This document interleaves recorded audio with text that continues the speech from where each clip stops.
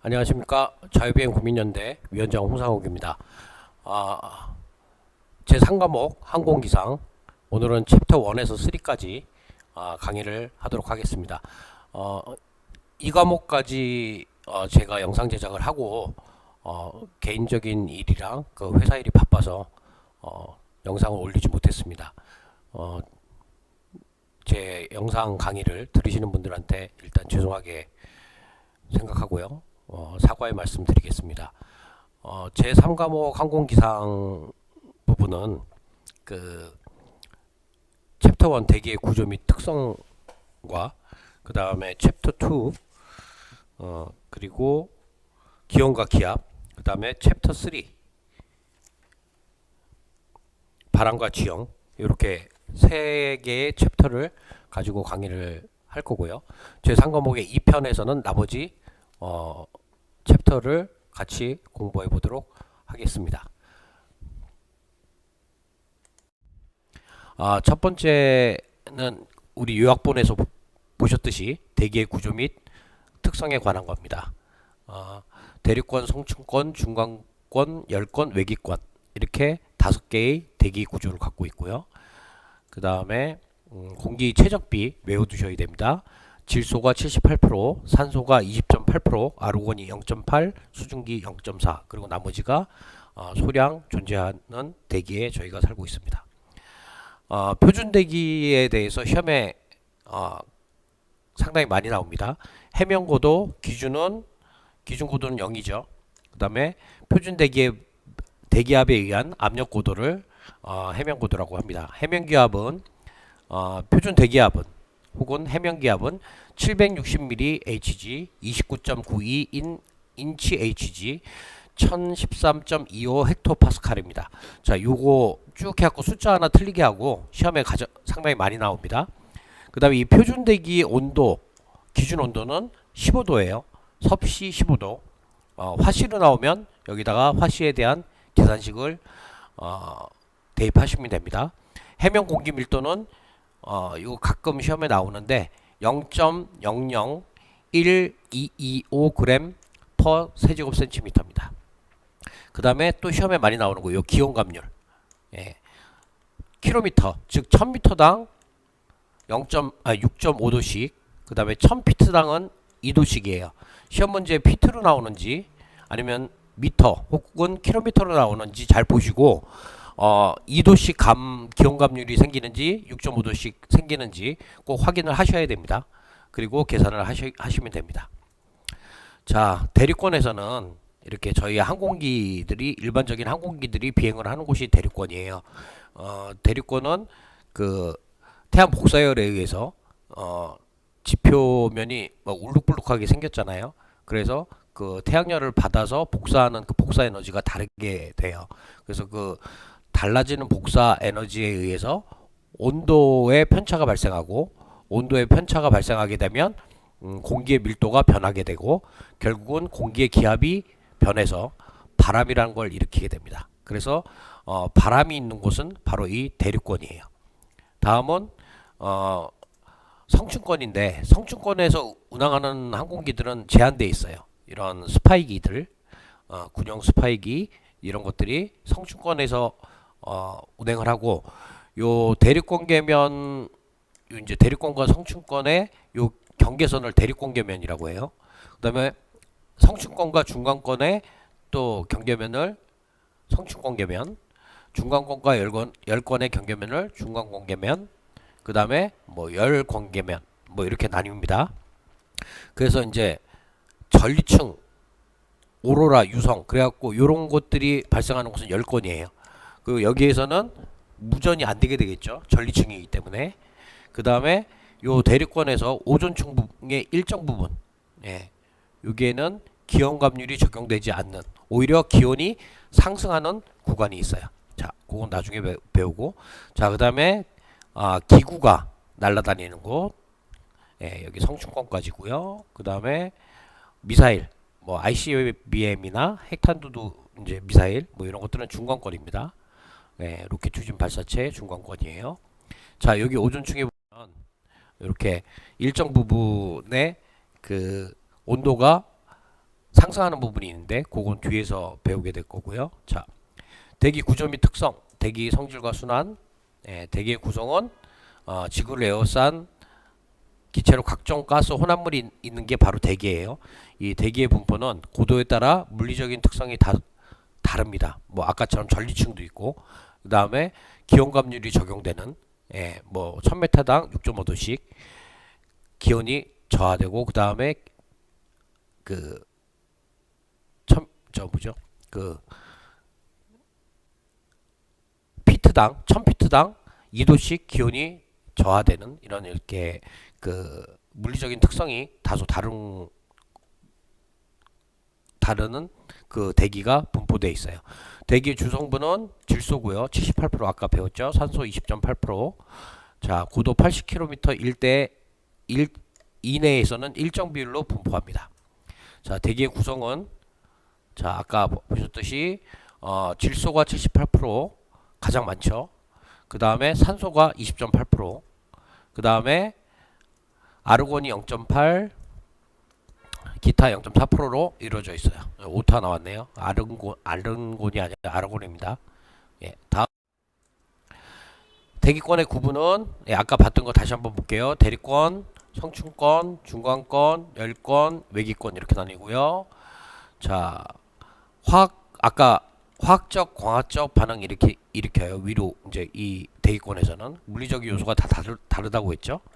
자, 그 다음에 요 40km까지 요 대기 전체 질량의 99%가 집중되어 있어요. 예. 대륙권과 오존층 일부 여기에는 대기 전체 질량의 99%가 집중되어 있고요. 공기 최적비 78, 20.8, 0.8, 0.4. 예. 사람이 살 수 있습니다. 산소가 되게 많은 줄 알았는데 그렇지 않아요. 20.8%만 있습니다. 자, 해면고도 아까 외우두시라고 그랬죠. 해면기압 760ml Hg 29.92인 Hg 1013.25 헥토파스칼. 자, 섭씨 15도 기준이고요. 이게 표준 대기압을 측정하는 온도 기준 온도예요. 그다음에 해면 공기 밀도는 0.001225g per 세제곱센티미터. 기온 감률 이거 시험에 많이 나옵니다. 1000m당 6.5도, 1km당 6.5도, 1000피트당 2도씩 기온이 내려가서 요 오존층의 요 부분 있죠. 여기서는 기온이 올라가요. 시험 문제에 기온이 일정하게 내려가 다음 대기권에 대한 설명 좀 틀린 것은 하고 기온이 일정하게 기온 감률에 의해서 내려간다. 전체적으로 내려간다. 이러면 틀린 거예요. 요 성층권의 일부분은 기온이 내려가지 않고 올라갑니다. 자, 상업용 항공기 대륙권에서 날리고요. 스파이기 성층권이고요. 대기권 기구 성층권이고요. 그 다음에 미사일은 중간권이고요. 자, 여기서 권계면 아까 잠깐 설명드렸죠. 각 층의 경계면이에요. 요 경계면의 그 고도가 10km, 45km, 80km 외워두셔야 돼요. 대륙권은 10km 이내를 대륙권이라고 하고 성층권은 45km 이하, 10km 이상에서 그 다음에 중간권은 80km 이하, 이렇게 외워두시면 됩니다. 그리고 대기 물질의 99%가 어디? 요 40km 이내에 존재한다는 거. 자, 대륙권 온도 하강 여기 나왔네요. 킬로미터당 6.5도씩, 피트당 2도씩 감량합니다. 그 다음에 고도 중간권 온도 하강 여기 중간권 온도 하강 50km는 까지는 0도고요. 여기까지는 0도예요. 그 다음에 영하 80도 고도 80km는 영하 80도. 자, 이게 80km는 영하 80도예요. 그래서 여기에서 여기까지 약 30km의 차이가 나죠. 근데 80도니까 30km로 나누면 1km당 2.7도씩 감소해요. 1km당 2.7도. 자, 이 중간권에서 기온 감률에 대해서 물어볼 때는 2.7도예요.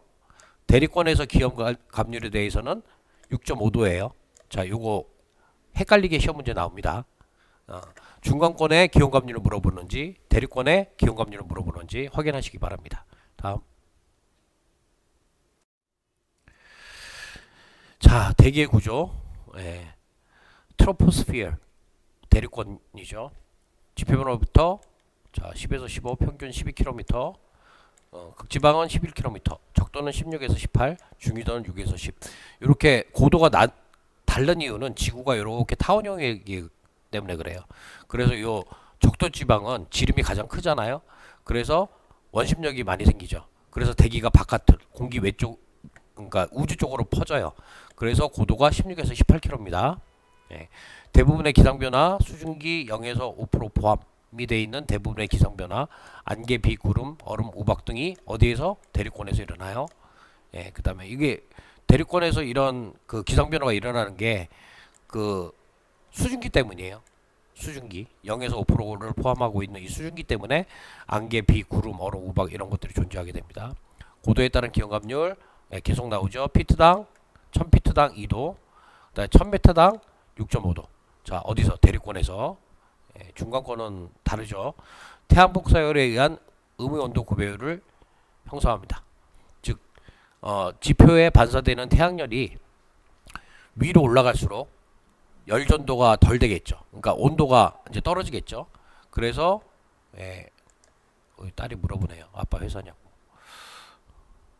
예, 그래서 그 음의 온도 구배율이 형성된다고 그러고요. 공기 부력에 의한 대류 현상 및 주요 기상 현상이 발생합니다. 뭐 때문에? 복사열과 수증기 때문에. 예. 예. 자, 다음. 자, 대륙권계면 아까 얘기했죠. 대륙권과 성층권의 경계 부분입니다. 예. 대륙권 상층부, 그다음에 성층권 하층부 사이. 예, 20km, 15에서 20km 사이에요. 아까 대륙권이 20km까지라고 그랬죠. 예. 자, 제트기류, 청전 난류 혹은 내후 등 기상현상이 발생하므로 예, 조종사에게 주의를 요하는 지역. 즉, 여객기 같은 경우는 그 대륙권계면까지 올라가서 예, 날기 때문에 그 부분이 엔진이 돌아가기에 공기 밀도가 가장 적당하고 공기가 또 밀도가 높으면은 항력이 많이 생겨서 비행기가 좀 그 저항을 많이 받아서 연료를 많이 소모하잖아요. 그래서 그 대륙공계면 근처에서 15km 이상 되는 고도에서 비행을 하면 연료 소모율도 올라가고 그리고 비행도 많이 할 수 있다고 합니다. 그래서 여객기들은 그쪽으로 많이 올라가는데 그 대륙공계면에서는 제트기류, 그 다음에 뭐 난류, 내후 등 여러 가지 기상 현상이 발생해서 조종사가 매우 주의를 필요로 하는 지역이에요. 겨울에는 극지방에서는 이 대륙공계면이 낮아지고요. 여름에는 적도지방에서 높아져요. 즉 자전도 있고 여름에는 복사율이 많아지니까 이 대륙공계면이 당연히 고도가 높아지겠죠. 그래서 지표로부터 그 여름에는 적도지방은 특히 더 고도가 높아집니다. 대륙권의 그 거리가 예, 참고하시고요. 자, 성층권은 스트라토스피어라고 하고요. 이게 이제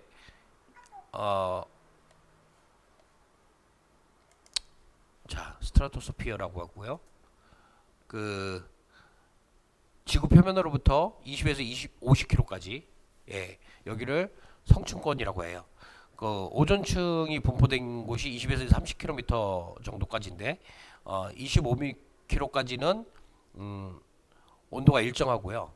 그 다음에 이 오존층으로 진입하게 되면 온도가 증가하게 돼요. 그래서 오존층에서 증가하는 이유는 이제 지표에서는 멀어졌지만 그 태양에 가까워지고 그 다음에 태양에서 발생하는 그 자외선을 흡수하게 돼서 그 자외선에 의해서 온도가 증가하는 걸로 이렇게 알고 계시면 됩니다. 자, 25km까지는 온도가 일정하고 30km까지는 다시 온도가 50km까지는 온도가 다시 떨어지게 돼요. 예. 자, 다음. 자, 중공권 메소스피어. 메소스피어라고 하고 지표면으로부터 50에서 80km 지역이고요. 다시 온도가 감소되는 지역이에요. 중간권서부터는 다시 기온 감률에 의해서 온도가 감소됩니다. 자, 열권 thermosphere. 우리 글라이더 하시는 분들 뭐 서머를 탄다고 하죠. 그 지표로 발생하는 복사열을 탄다는 뜻이에요. 그 복사열이 위로 올라가니까 기체가 그 복사열에 의해서 고도가 이제 부양 효과가 생기죠. 양력 효과가 생기기 때문에 뭐 서머를 탄다고 합니다. 뭐 어쨌든 지표로부터 80에서 500km. 자, 태양 방출 자외선에 의해 대기가 전리되어 자유전자의 밀도가 커지는 전리층이에요. 그래서 오로라도 생기고 뭐 여러 가지 그 자연현상이 발생합니다. 유성도 요 부분에 오면은 이제 그 반짝반짝 빛나게 돼요. 예, 지구 대기권에 진입해서 열권을 통과할 때. 예, 그리고 이 열권의 가장 큰 특징은 무선 통신이 안 됩니다. 이 전리층이 많아가지고 전파가 전리층에 흡수가 되죠. 예, 그래서 무선 통신이 안 되게 되어 있습니다. 자, 그다음 외기권은 이제 공기가 희박한 지역으로 지표로부터 500km 이상 나간 지역. 예, 여기는 거의 공기가 없죠. 이거는 공기 밀도가 매우 낮아서 분자들이 공기 분자 이제 그 기체 분자들이 궤적을 그리면서 운동을 해요. 중력을 벗어났기 때문에 밖으로 빠져나가는 그런 그 공기도 발생하게 됩니다. 네. 자, 그래서 이렇게 대리권, 성층권, 중간권, 열권, 외기권으로 나뉘고 이 정확하게 몇 킬로 지점이다라고 정하지는 않아요. 왜냐하면은 태양 에너지에 의해서 복사열이 많이 발생하는 경우에는 고도가 높아지게 되고 이 대기권의 고도가 뭐 그리고 여러 가지 그 자연 요소에 의해서 고도가 일정하지는 않지만 아까 말씀드린 20km, 40km, 80km 그거는 외우고 계시면 뭐 대륙권은 20km 이하, 성층권은 40 이하, 그다음에 중간권은 80 이하 이렇게 외우고 계시면 그 주변에 대한 고도가 나오면 그걸로 마킹을 하시면 됩니다.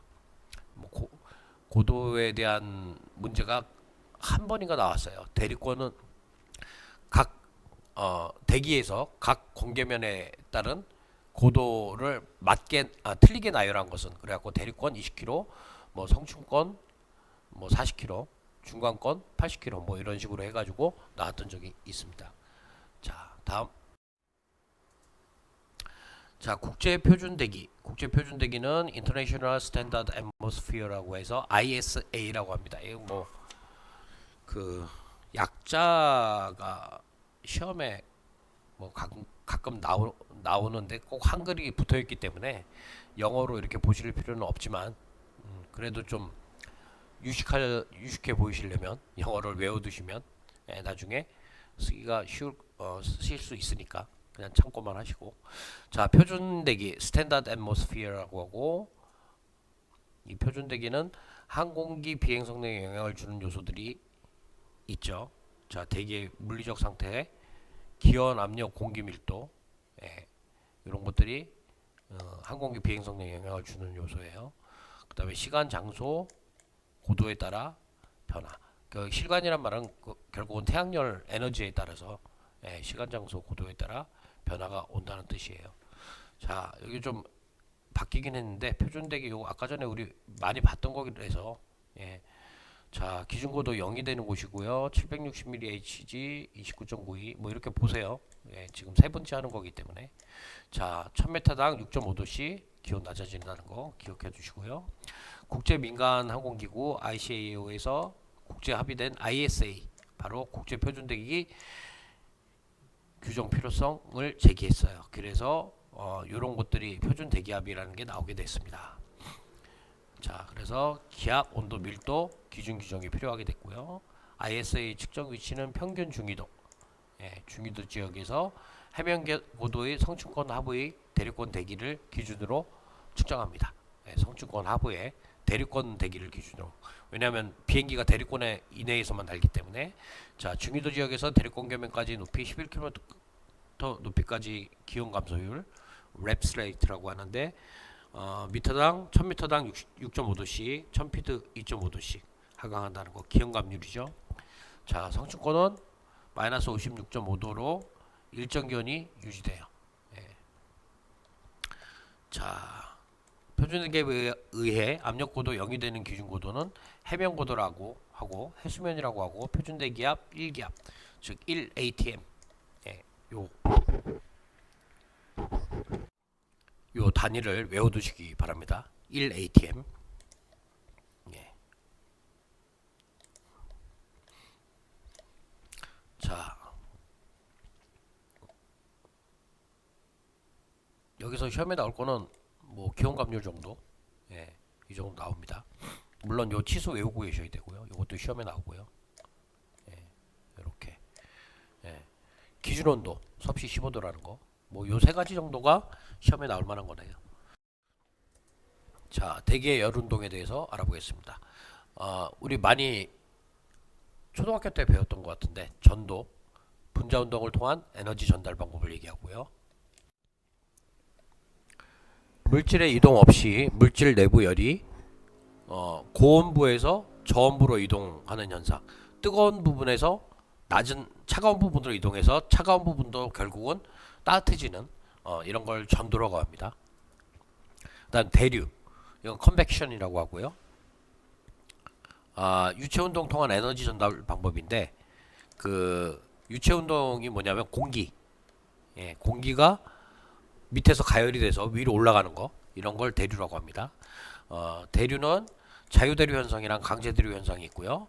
유체의 부력에 의해서 공기가 뜨거워져서 위로 올라가는 것을 자유대류 혹은 자연대류 현상이라고 그러고 기계적 힘에 의해 인공대류 현상 즉 팬으로 위로 올려버린다든지 아니면 우리 에어컨 같은 거 보시면 되죠.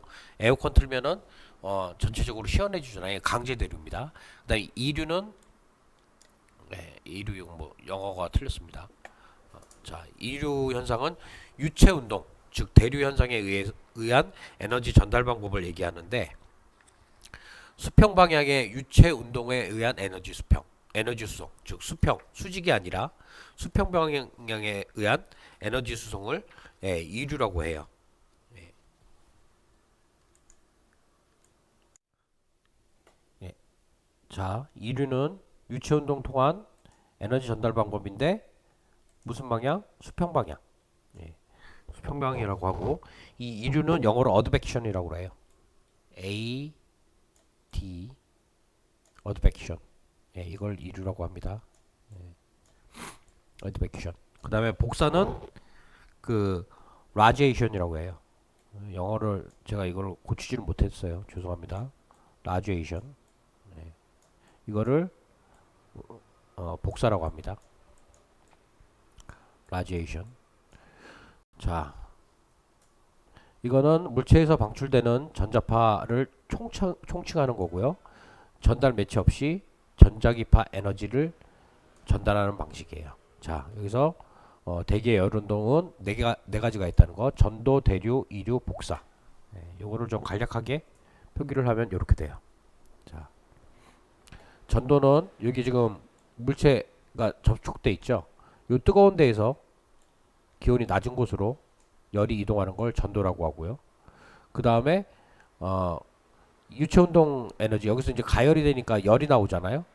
예, 요렇게 돼갖고 열이 전도되는 걸 대류라고 해요. 그 다음에 복사는 여기 지금 빨간색 이제 열이 발생되잖아요.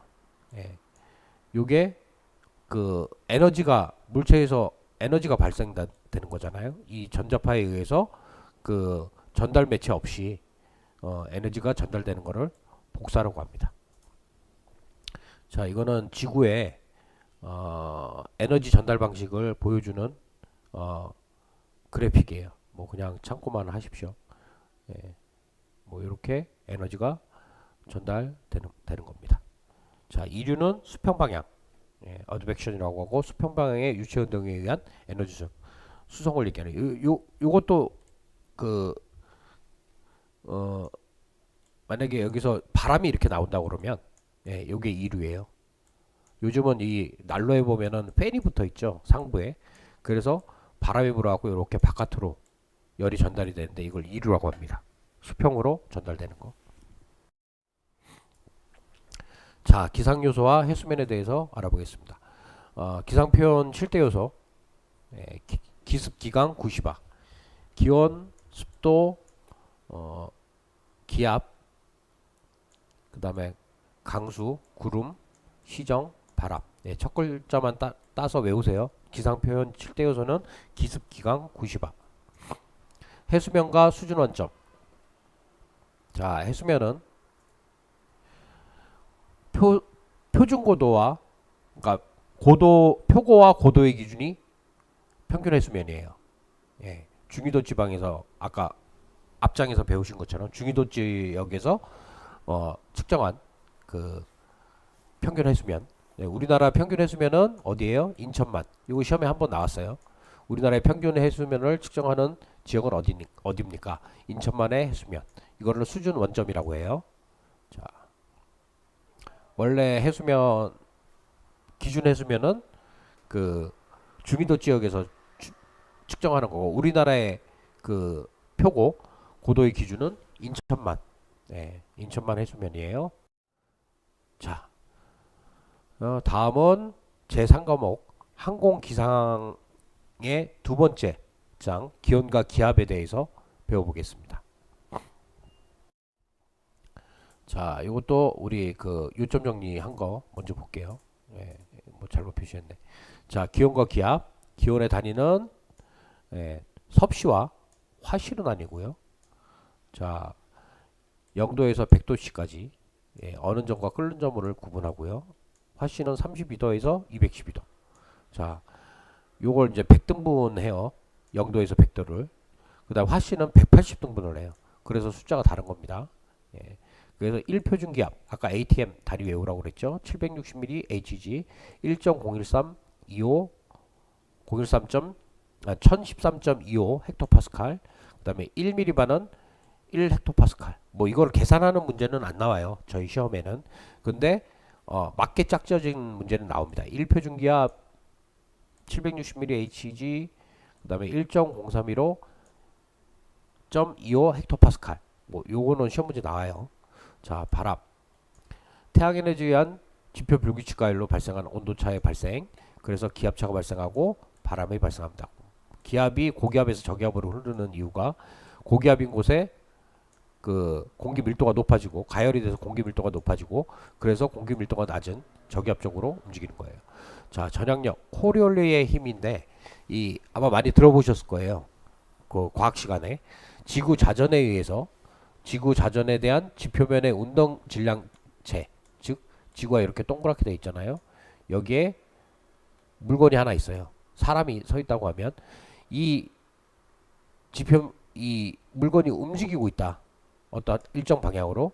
그 질량체는 각 운동량 보존을 위해 가상의 힘을 받게 된다. 자, 예를 들어서 지구가 이렇게 돌고 있는데 사람이 여기로 움직인다.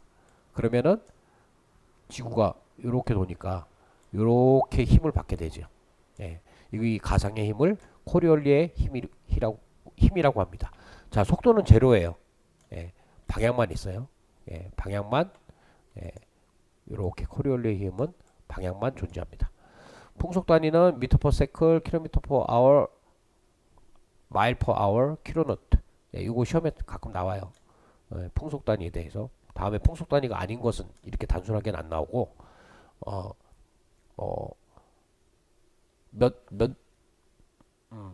온도차에 의해서 몇 킬로미터 바람이 발생하는데 뭐 한 어떤 지역에 그 계산을 하는 문제가 나오고, 물론 계산이 문제가 아니에요. 단위가 문제일 경우가 나옵니다. 그래서 단위를 외워두시면, 이상한 단위가 나왔다. 개 체크하면 개가 답이에요. 자, 습도와 기온. 습도의 정의는 공기 중에 수증기가 포함되어 있는 정도 혹은 양. 이게 습도의 정의고요. 수증기는 물이 증발하여 생긴 기체 혹은 기체 상태의 물을 의미합니다. 자, 물이 증발해서 기체가 이제 과포화 상태로 기체로 존재하면 이걸 이제 습도라고 해요. 자, 수증기는 공기 중의 수증기 양을 나타내는 척도. 공기 중에 이제 공기가 머금고 있는 물의 양이죠. 예, 요 척도로서 습도는 상대 습도. 자, 이건 노점. 어느 점을 기준으로 합니다. 그 기체가 어느 점. 자, 대기 중에 고체, 우박, 거름, 액체는 비로 존재하고요. 기체는 수증기로 존재해요. 예, 그래서 대기 중에 고체가 그 고체 상태로 존재하는 거는 우박과 얼음이고, 액체 상태로 존재하는 건 비고, 기체는 수증기고. 예, 이 분포에 의해서, 그 다음에 온도에 의해서 얘가 고체로 존재하냐, 액체로 존재하냐, 기체로 존재하냐가 바뀌게 됩니다. 자, 습도는 절대 습도와 상대 습도로 나뉘는데요. 절대 습도는 대기 중에 포함된 수증기의 양을 표시하는 방법이에요. 우리 뭐 세제곱미터당 몇 g이다. 자, 1세제곱미터 중에 포함된 수증기의 양을 질량으로 나타내는 거. 이게 절대 습도입니다. 그램 퍼 세제곱미터. 현재 상대 습도는 퍼센테이지예요. 우리 일반적으로 보는 건 상대 습도죠. 뭐 35%, 오늘 습도가 35%다. 이건 상대 습도를 얘기하는 겁니다. 절대 습도는 단위가 달라요. 세제곱미터당 그램 질량을 얘기하는 거죠. 예, 이렇게 하는 건 절대 습도예요. 현재 공기 중 수증기량과 최대 포함 수증기량의 비율을 퍼센트로 표현한다. 예, 단위는 퍼센트. 일반적 습도의 표현 방법은 건습구 습도계, 모바일 습도계로 모바일 습도계로 측정한다는 거예요. 휴대용 습도계. 자, 그래서 퍼센테이지로 나오는 상대 습도라는 겁니다. 자, 일반적인 습도의 표현 방법은 상대 습도. 우리가 생활 중에서 오늘 습도 45%입니다 하면은 바로 상대 습도를 얘기하는 겁니다. 공기 중 수증기량, 포화 상태.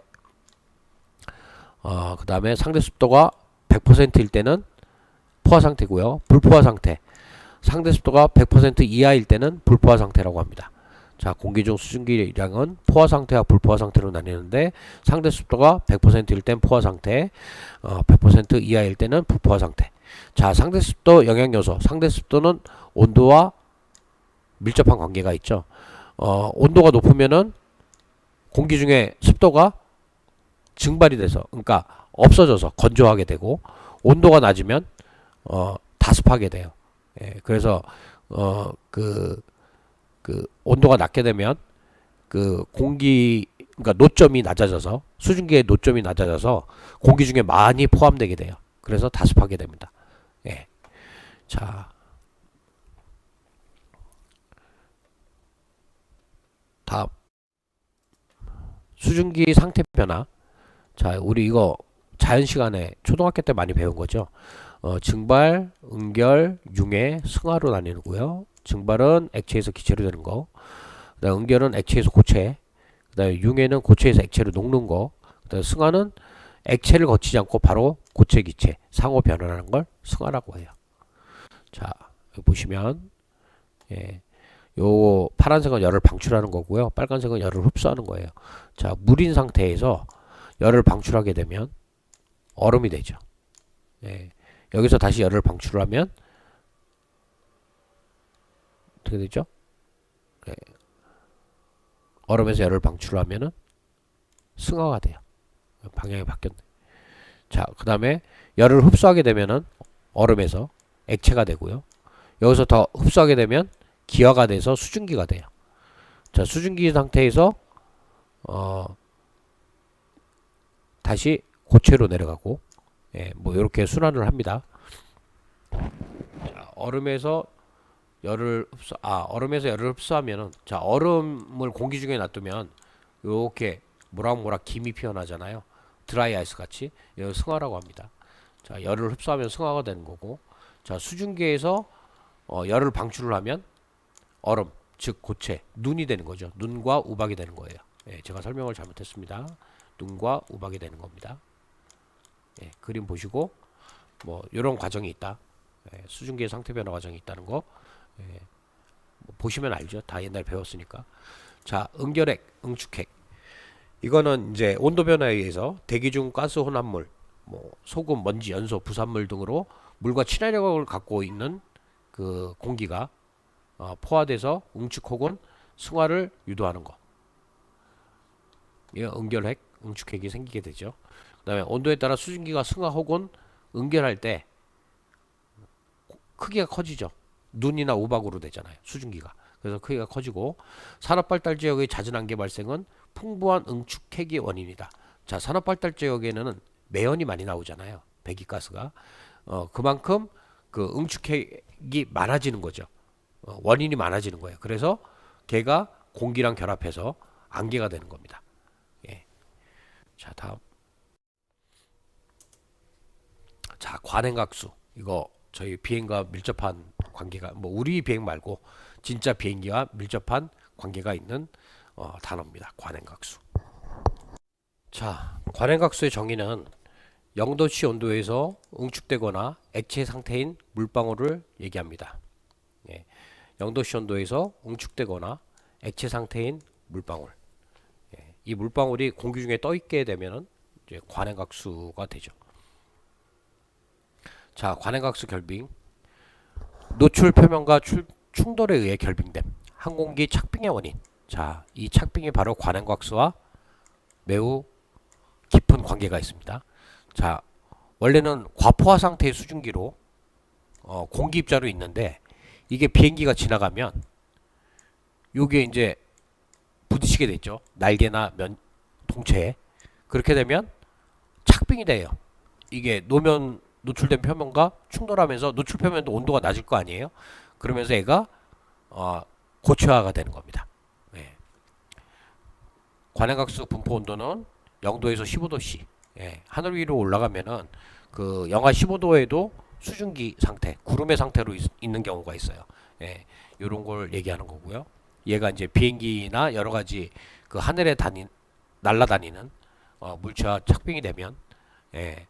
그 비행기의 양력을 줄어들게 하고 그러면 이제 위험한 상태로 이제 가져갈 수가 있어요. 그래서 이제 착빙에 대해서 이제 다음 장에 배우게 될 텐데 하여튼 관행각수는 착빙과 관련이 있다는 거. 자, 승화현상. 예, 승화현상은 영하 15도씨 이하 구름과 안개는 관행각수 포함한 빙정 상태로 존재하게 되죠. 예, 빙정 상태. 눈에 보이지 않은 아주 작은 얼음 알갱이 상태로 승화가 돼서 존재한다는 뜻이에요. 자, 이슬과 서리. 자, 이슬과 서리 요거 시험 문제에 아주 잘 나와요. 자, 여기서 많이 나오는 건 착빙, 이슬, 서리 이렇게 세 가지입니다. 자, 이슬의 생성 조건은 반드시 무풍 혹은 미풍이어야 돼요. 예, 바람이 없다라는 조건 명제하에 문제가 나온다. 그럼 이슬입니다. 야간 복사 냉각에 의해 이슬점 온도 이하로 기온 하강 시. 자, 이제 이 지표에서 이제 태양열이 야간에 복사된 것을 방출을 하잖아요. 예, 그때 이슬점 온도 이하로 기온이 강화되면 여기에 얼음 알갱이가 빙정이 생기게 되죠. 그래서 얼음 알갱이가 아니라 즉 공기가 수분화가 되게 돼요. 그래서 요 낮게 있는 풀이나 이런데 물방울이 맺히게 되는데 이걸 이슬이라고 해요. 네. 지표면에 지물, 풀이나 나무 등의 공기 중에 수증기가 응결하여 붙어있는 현상. 예, 이게 응결이 되면서 여기 있는 나무나 풀 같은데 얘네들은 온도가 좀 높을 거 아니에요. 여기에 붙으면서 물이 되는 거예요. 그걸 이슬이라고 해요. 포화 공기의 온도로 이 온도에 도달하면 공기 포화로 이슬 발생. 자, 무풍이나 미풍 상태일 때고요. 야간 복사 냉각이란 단어가 나오고 무풍 혹은 미풍이라고 나오고 이슬점 온도 이하로 기온 하강 이런 말이 나오면 무조건 이슬입니다. 자, 서리는 늦가을. 자, 늦가을에 많이 생성되고요. 이슬점이 0도씨 이하일 때 생성이 돼요. 이슬점이 즉 노점이 0도씨 이하일 때 생성이 됩니다. 수증기 침착에 의해서 지표나 물체 표면에 수증기가 얼어붙는 거예요. 자, 뭐 거의 이슬이나 서리는 동일한 현상인데 무풍이나 미풍일 때 이때는 이슬이라고 하고 서리는 이슬점이 0도씨 이하일 때 수증기 침착에 의해서 지표나 물체에 수증기가 얼어붙는 거를 서리라고 해요. 즉 이슬은 액체 상태로 맺히는 거고요. 서리는 얼음 상태로 맺히는 겁니다. 자, 항공의 날개 표면을 거칠게 하여 거친 착빙. 공기 흐름으로 분산하여 양력 발생 능력을 감소시키는 서리, 관행각수에 의해서 이슬과 서리가 발생하고 그 중에서 서리는 착빙의 원인이 되죠. 자, 착빙과는 다른 기상현상이라고 나와 있네요. 착빙과 같은 현상이 나오는데 이거는 정지해 있는 비행기 기체 표면에 그 얼음 같은 게 붙는 거를 얘기합니다. 그래서 이 서리는 반드시 제거하고 비행에 임해야 되고요. 착빙은 이제 하늘 위로 날아갈 때 하늘 위에 높은 곳에 있을 때 관행각수로 존재하는 수증기 물방울이 날개나 동체에 부딪혀서 오는 거고요. 이거는 지표 근처의 물체에 수증기가 얼어붙는 현상을 얘기하는 겁니다. 자, 다음은 기온에 대해서 온도와 기온의 정의. 온도의 정의. 지표가 흡수한 태양 복사열로 대기의 열을 온도라고 합니다. 대기 변화의 중요한 매체, 즉 바람을 발생하게 하고 고기압 저기압을 발생하게 하는 중요한 매체가 바로 이 온도예요. 태양 복사열로 대기의 열을 발생하는 것을 열이 발생되는데 그것을 온도라고 하고, 기온의 정의는 공기 차고 더운 정도, 즉 이 온도를 수치로 나타낸 게 기온이에요. 자, 온도랑 기온은, 온도는 그 공기의 열 자체를 얘기하는 거고, 기온은 이 공기의 열을 측정한 거를 수치로 나타낸 것을 얘기합니다. 자, 우리 백역서명이라고 알죠? 그 잔디밭, 학교 옛날에 초등학교 때 보면은 잔디밭에 이렇게 하얀색 집 하나, 새집 같은 거 하나 있잖아요. 이걸 백엽상이라고 하는데 지상에서 1.5m 높이에서 온도를 측정하는 온도계가 그 안에 들어 있어요. 예. 자, 온도와 기온에 대해서 구분을 하시기 바랍니다. 기온은 온도를 측정한 수치를 기온이라고 합니다. 자, 기온의 단위는 뭐 아시죠? 도시나 화씨 두 가지는 아니고요. 이거 우리 요점 정리에서 배웠던 거. 자, 도시나 화씨나 모두 도시는 100등분을 하고 화씨는 180등분을 해요. 자, 어느 점 빙점은 섭씨는 0도고 화씨는 32도. 32도 밑으로 떨어지면 얼죠. 32도 화씨 32도 밑으로. 그러니까 화씨 31도면은 언다는 겁니다. 자, 그 다음에 100도 끓는 점, 비등점이라고 하죠. 자, 212도 화씨는 이게 끓는 점이에요. 그 다음에 절대 영도라는 게 있어요. 두 개 다. 절대 영도. 섭씨일 때는 마이너스 273도, 화씨일 때는 마이너스 460도. 이게 절대 영도입니다. 자, 여기 보면 연력학 제2법칙. 이론상 최저 온도를 기준으로 하는 온도 단위를 절대 온도라고 하고요. 기준점 0K. 자, 절대 영도. 그래서 섭씨로 273.15도나 화씨로 460도일 때는 그 절대 영도 K라고 해요. 영도. 네. 물의 빙점은 273K. 물의 빙점 여기 나와 있잖아요. 273K. 그다음에 373 비등점은 373K. 자, 요거 두 개 더하면 373K. 절대 영도는 0K. 자, 기압의 한산 계속 아까부터 강조했던 거죠. 1표준기압 760mHg 1013.25 헥토파스칼. 1mm 반환 1 헥토파스칼. 우리 뭐 760m바 막 이렇게 얘기하잖아요. 그 옛날에 그 날씨, 오늘의 날씨 할 때 뭐 1023m바 뭐 이렇게 얘기하잖아요. 이게 이 밀리바입니다. 자, 미터바. 밀리바는 여기에 1000이죠. 1000을 곱하면 되는 거죠.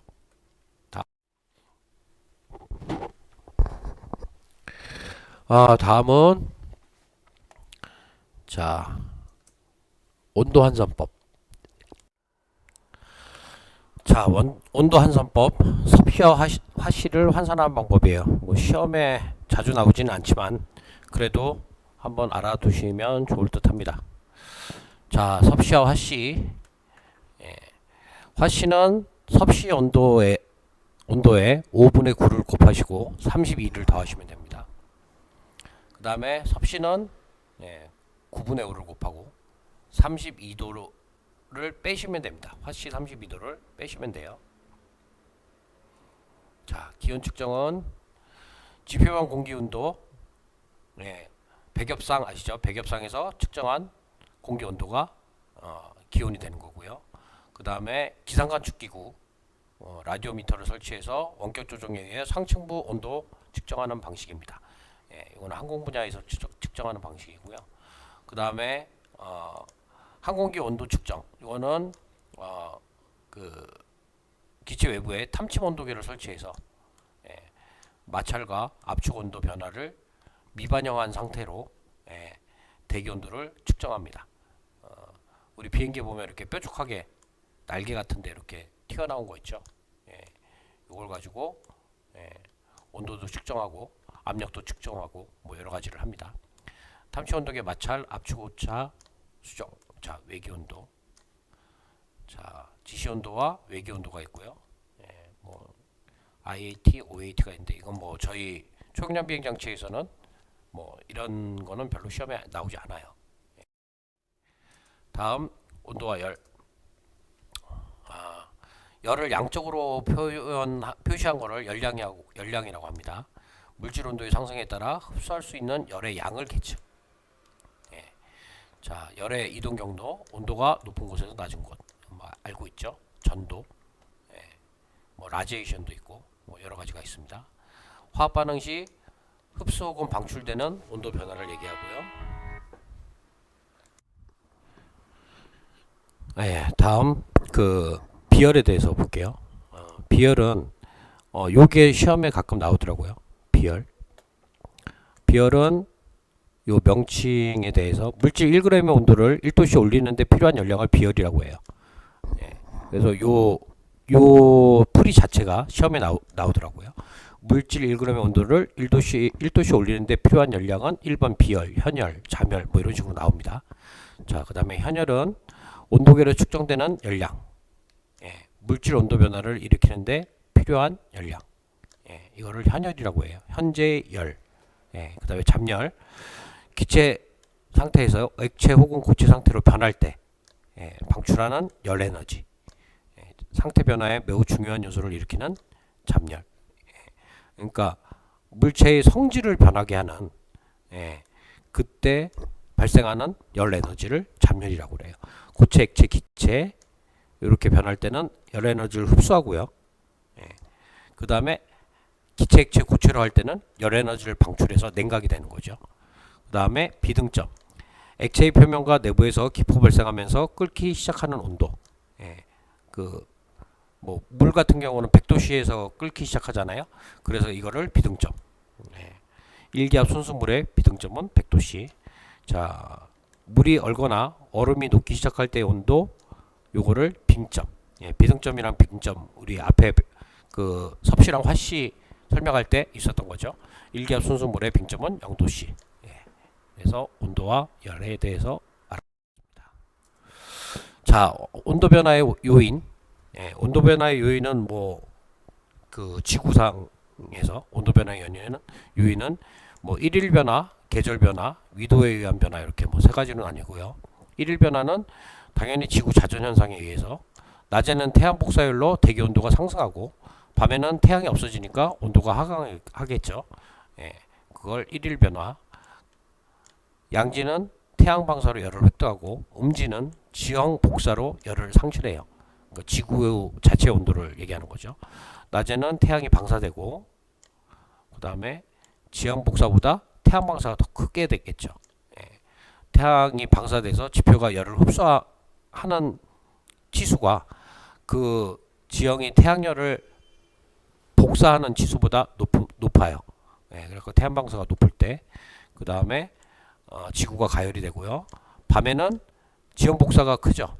예. 태양이 없어지니까 지표에서 방출해내는 열이 더 많게 돼요. 그래서 지구가 냉각이 돼요. 따라서 밤낮의 온도차 발생.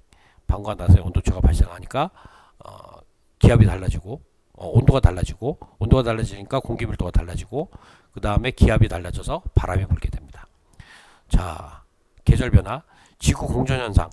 1년 주기 태양 공전에 의해서 태양 방사열의 지표 흡수 차이로 온도 변화를 나타내는 것을 계절 변화라고 해요.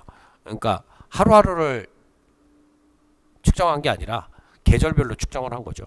지구축 궤도판 23.5도가 기울어져 있죠. 지구가 이렇게 쓰면은 이렇게 기울어져 있죠. 태양이 여기에 떠 있다고 그러면은 뭐 이렇게 태양열이 비춰지겠잖아요. 요 아래쪽은 좀 덜 비춰지겠죠. 뭐 이런 것들. 이거를 계절에 따른 변화. 지구 표면에 태양에 더 많이 노출되는 각도에 더 많은 태양 방사 흡수. 예. 더 많이 노출되는 각도는 바로 여기를 얘기하는 거죠. 예. 더 많은 태양 방사를 흡수해서 예. 그 계절 변화에 따른 온도 변화가 일어납니다. 예. 그 다음에 위도에 의한 변화. 지구 구면체 태양 복사열 받아들이는 각도에 따라 예. 계절 변화랑 유사한 내용이에요. 기온이 변하고 적도지방 상대적으로 많은 태양 방사 에너지 유입되어 온도 변화의 주요 원인. 자, 여기 이렇게 적도지방이면 예, 열을 많이 방사받는 예, 위치에 있죠. 그래서 온도 변화의 주요 원인이 되고요. 경사 상태에서 적도 지역을 중심으로 한 열대 지역 6월 8월 사이에 예, 그 다음에 북반구에 비해 남반구의 경사가 커서 남반구는 겨울, 북반구는 요 아랫부분은 겨울이 된다는 거예요. 예. 태양열이 멀리 그 다음에 각도가 완만하게 되죠. 예. 그 각도 경사각이 커지니까 예. 그래서 북반구가 여름이면 남반구는 겨울 뭐 이렇게 되는 거죠. 그래서 호주인가 거기는 우리랑 크리스마스가 다른 게 그래서 그런 겁니다. 자, 12월에서 2월은 역시 반대 현상, 네, 반대 현상이 나타납니다. 한여름의 크리스마스라는 영화가 있었던 것 같은데, 그 호주에서 여름인데 크리스마스예요. 그죠?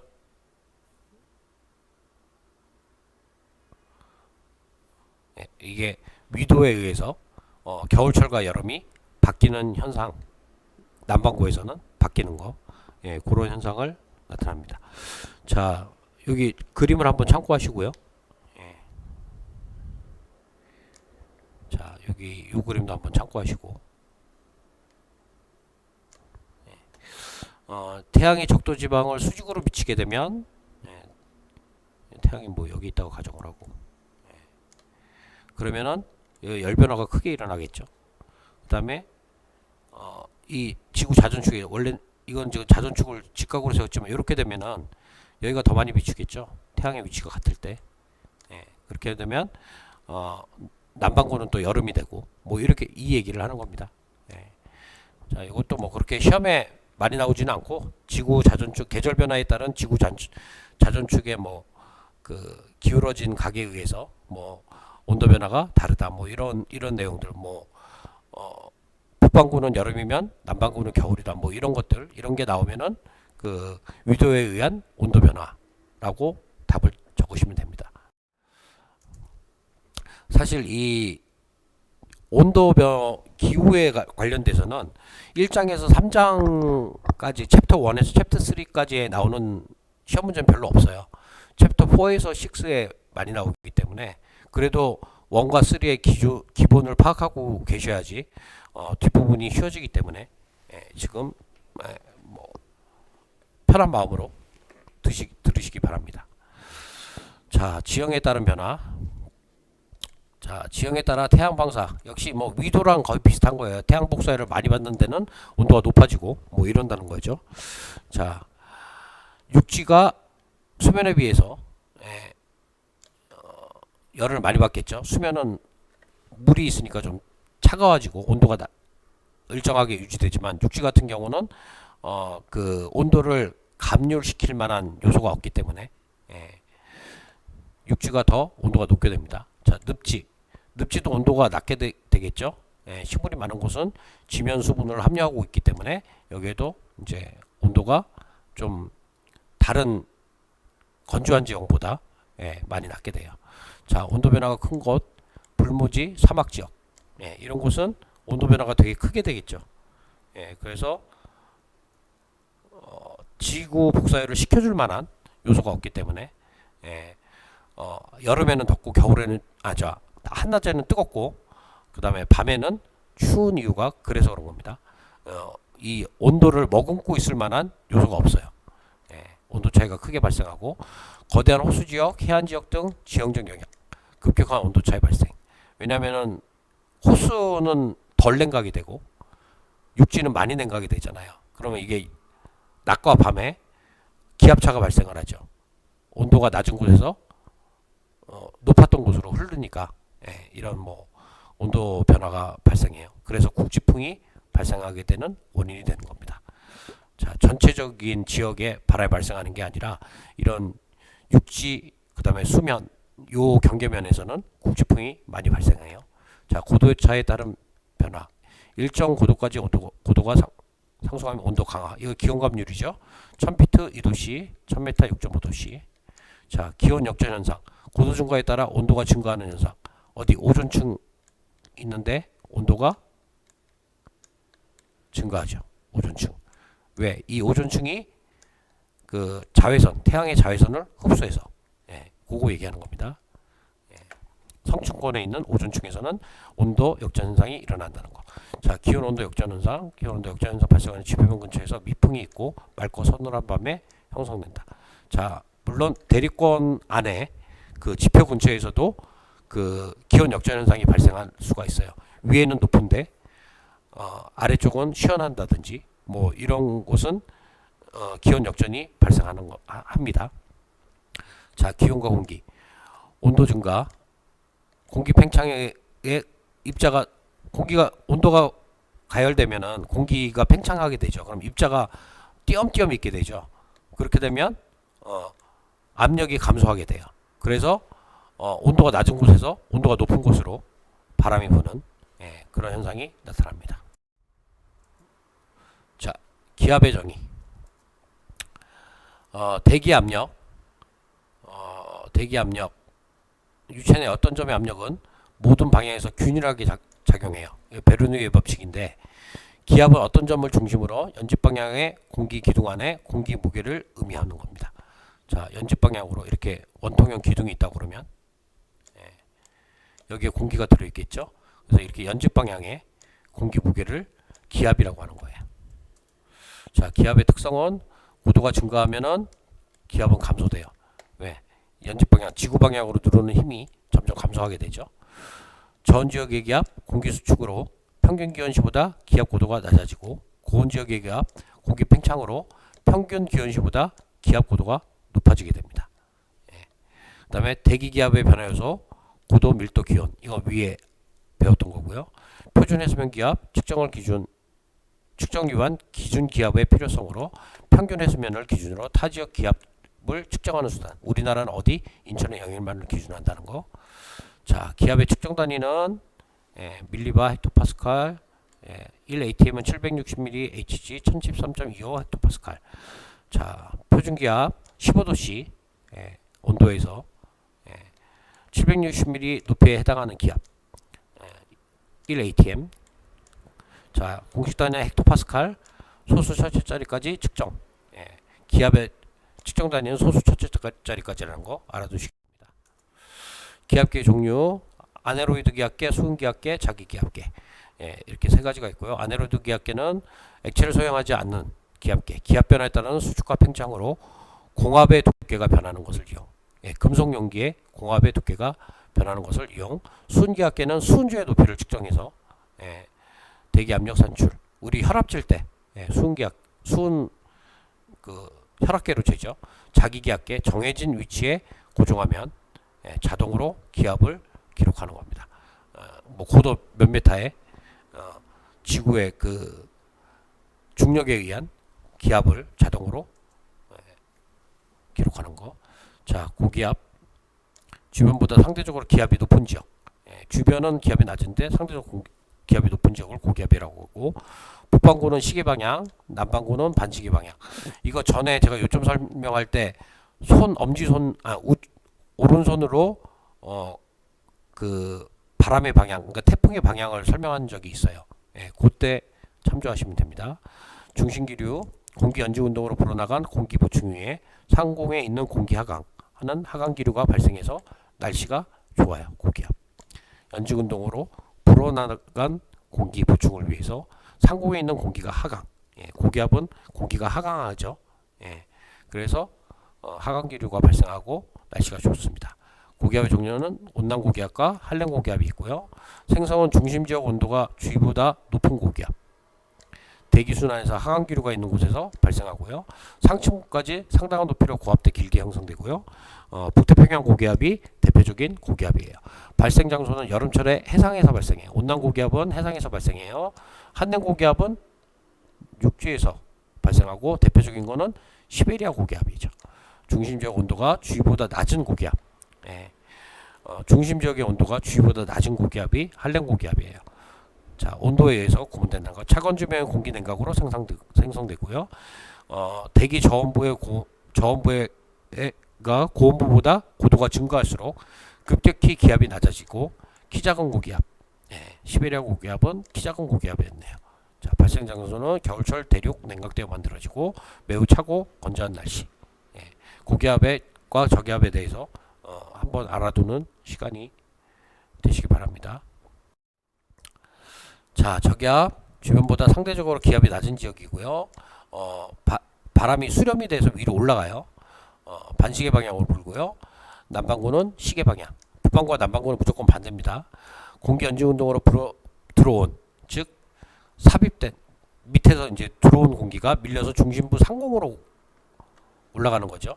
상승 기류가 발생하고 흐리고 비가 오거나 눈이 나거나 날씨가 나빠요. 자, 저기압의 종류는 열대성 저기압과 온대 저기압. 열대 해상에서 발생하는 게 열대성 저기압이고요. 발달한 것이 태풍. 열대성 저기압은 북상함에 따라 변형되어 전선 동반하는 온대성 저기압으로 변하고요. 한랭 전선과 온난 전선 동반하는 저기압을 온대 저기압이라고 하고 한국과 같은 중위도 지방에서 자주 발생합니다. 자, 비행 고도, 높이와 고도에 대해서. 높이, 특정 기준으로부터 측정한 고도로 한 점 또는 한 점으로 간주되는 물체까지의 수직거리. 물체가 이렇게 있으면 여기가 지표고 요 점에서 요 점까지의 수직거리, 이걸 높이라고 하고, 고도는 평균 해수면 높이로부터 측정된 거리. 이렇게 되면은 여기 평균 해수면이다. 여기서부터 물체 하반까지, 이거를 고도라고 해요. 비행 고도는 특정 기압 1013.2 헥토파스칼, 즉 표준대 기압을 기준으로 측정한 기압 간격으로 분리된 일정한 기압면을 얘기합니다. 자, 제3과 항공기상의 챕터 3 바람과 지형에 대해서 공부해 보도록 하겠습니다. 자, 바람에 대해서 보도록 하겠습니다. 바람 우리가 다 아는 내용이지만 저희 교범에서는 바람을 어떻게 정의하나 한번 보시도록 하죠. 태양 에너지에 의한 지표면의 불규칙한 가열로 온도 차이가 형성되고 기압 차이가 발생합니다. 기압은 높은 곳에서 낮은 곳으로 불게 되는데 이것을 바람이라고 정의해요. 즉 태양 에너지에 의한 원인으로 지표면의 불규칙한 가열로 온도 차이가 발생하고, 이 발생한 온도 차이에 의해서 높은 기압이 발생한 곳에서 낮은 기압이 발생한 곳으로 공기의 이동이 일어나는데 이것을 바람이라 합니다. 바람은 대기 운동의 수평적 성분만 측정한 거예요. 수직 성분은 측정 안 하고 수평적 성분만. 그다음 바람 벡터량이겠죠. 크기와 바람의 방향이 있어요. 그래서 이거를 풍속이라고 저희가 얘기하고요. 풍향과 풍속을 저희가 이제 정의를 하면, 풍향은 바람의 방향이죠. 8방, 16방, 36방, 북서쪽, 동풍, 서풍, 남풍, 북서풍, 이런 걸 얘기하는 겁니다. 그래서 지리학적으로 진북인 기준이 돼서 이 8방, 6방, 16방, 36방의 방향으로 표현을 하고요. 진북이라는 말이 생소하시죠? 이 진북은 우리 동서남북의 그 지리학상의 진북, 그다음에 자북이라는 말이 있어요. 자북은 뭐냐면은 자석을 이용해, 그러니까 우리가 정북쪽, 그러니까 마그네틱 노스라고 해서 그 북쪽이 자성이 크잖아요. 그걸 기준으로 해서 그 방향을 기준으로 해서 자석의 방향으로 북쪽을 구분하는 걸 자북이라고 합니다. 공기가 이동한 거리에 의해 소요된 시간에 B를 풍속이라고 하고요. 일정 시간 동안 평균 풍속을 의미해요. 바람이 이 몇 초마다 그 값이 다른데 그거를 다 더해서 일정 시간 뭐 5초면 5초, 10초면 10초 이렇게 하고 더해가지고 이거의 평균값을 일반적인으로 우리가 말하는 풍속이라고 합니다. 평균 풍속이라고도 하고요. 그 다음에 순간적인 값은 순간 풍속, 뭐 최대 풍속, 이게 순간 풍속이에요. 예, 우리 일기예보에서 말하는 최대 풍속. 예, 풍속 단위는 미터 퍼 세크, 킬로미터 퍼 아워, 마일 퍼 아워, 킬로노트 이렇게 사용합니다. 요것도 가끔 시험에 나오더라고요. 예, 다음 중 풍속의 단위가 아닌 것은 하고 뭐 나오는데 우리가 일반적으로 0.1m 퍼 세크 이하일 때는 무풍 상태라고 해서 풍향 표기를 안 해요. 예, 이게 보포스 풍향이라는 게 이제 나중에 나오는데 거기에서 이제 0.2m 퍼 세크 이하면은 바람이 안 부는 것으로 간주합니다. 그리고 우리가 이제 모형 비행기를 띄울 때 초경량 비행 장치는 5m 퍼 세크 이상이 불면은 비행을 하면 안 되게 돼 있습니다. 자, 여기 보시면 아까 설명한 내용인데 그 지표가 냉각이 됐을 때 위에 따뜻한 바람이 밑으로 이렇게 연집 방향으로 불어서 바람이 이렇게 산란이 되게 돼요. 좌우로. 예, 이래서 요 지표 근처에서는 바람이 부는 걸 느낄 수 있고요. 그 다음에 반대로 지표가 가열이 되는 낮에는 공기가 이렇게 수렴이 돼서 상승을 합니다. 예, 이렇게 이런 식으로 공기가 상승을 하게 되고 그 다음에 기압이 낮아지게 돼요. 예, 냉각이 되면 기압이 높아지게 되고 그래서 우리가 제가 그때 손가락 우측 손가락으로 이렇게 해가지고 이렇게 엄지손가락 이렇게 하고 이게 고기압 기압이 높아지죠. 공기가 밑으로 쏟아지니까. 그 다음에 반대로 우측 손으로 이렇게 해가지고 이렇게 한 게 저기압. 자, 이렇게 해서 바람의 방향을 이렇게 보시면 알고요. 그다음 여기 말한 아까 18방 뭐 북쪽, 남쪽, 뭐 동쪽, 서쪽 해갖고 이렇게 18방이 있습니다. 다음 아까 말씀드린 보포트 풍력 계급 보포스가 아니라 보포트예요. 이 보포트라는 사람은 옛날에 무슨 해군이었어요. 그 해군 제독인데 이 사람이 이제 항해를 하면서 바람의 크기에 따라 옛날에 돛을 달고 배가 항해를 했잖아요. 예, 그래서 그런 풍력 계급을 정한 거예요. 예, 영국 해군 제독인 프란시스 보포트 제안으로 보포트 풍력 계급을 만들었습니다. 풍력 계급 번호가 높을수록 바람이 강함을 의미해요. 자, 볼까요? 자, 보포트 풍력 계급 이거 가끔 시험에 나와요. 아주 가끔. 어떻게 시험에 나오냐? 물결이 생선 비늘같이 작고 파고 0.1m 물거품이 없을 때 요걸로 보포트 풍력 계급으로 몇이냐 그러면 1이라고 하면 됩니다. 물결이 작게 일고 그 다음에 파의 마르가 부서지지 않고 모양이 뚜렷함, 즉 파도의 모양이 구분됐을 때는 2고요. 그 다음에 흰 거품이 생길 때, 물거품이 생길 때 3이에요. 그 다음에 흰 거품이 아주 많이 보일 때 4. 예. 그래서 요 산들바람, 건들바람, 흔들바람이 제일 시험에 많이 나오더라고요. 자, 흔들바람 파도가 조금 높아지고 이 물거품이 생기기 시작함. 예. 요게 5예요. 그래서 요 앞에 육상 상태, 나무잎과 가는 가지가 끊임없이 흔들리고 깃발이 가볍게 날림. 보포트 풍력 계급 3이라는 뜻입니다. 흰 파도가 간간히 보이고 나뭇가지가 끊임없이 흔들릴 때, 요게 보포트 풍력 계급 3. 그 다음에 그냥 나뭇잎이 그냥 흔들리고 깃발이 살짝 날릴 때는 보포트 풍력 계급 2. 해가지고 요 2, 3, 4, 5, 요 정도는 어떤 현상이 육상과 해상에서 어떤 현상이 일어나는지 한번 봐두시기 바랍니다. 자, 그 다음에 뭐 센 바람, 큰 바람, 큰 센 바람, 노대바람, 왕바람, 뭐 싹쓸바람, 싹 쓸어버린다는 뜻이겠죠. 싹쓸바람. 예, 파고 14m 이상 뭐 싹쓸 바람이에요. 뭐 한번 쭉 읽어보시기 바랍니다. 예. 수평풍을 일으키는 힘.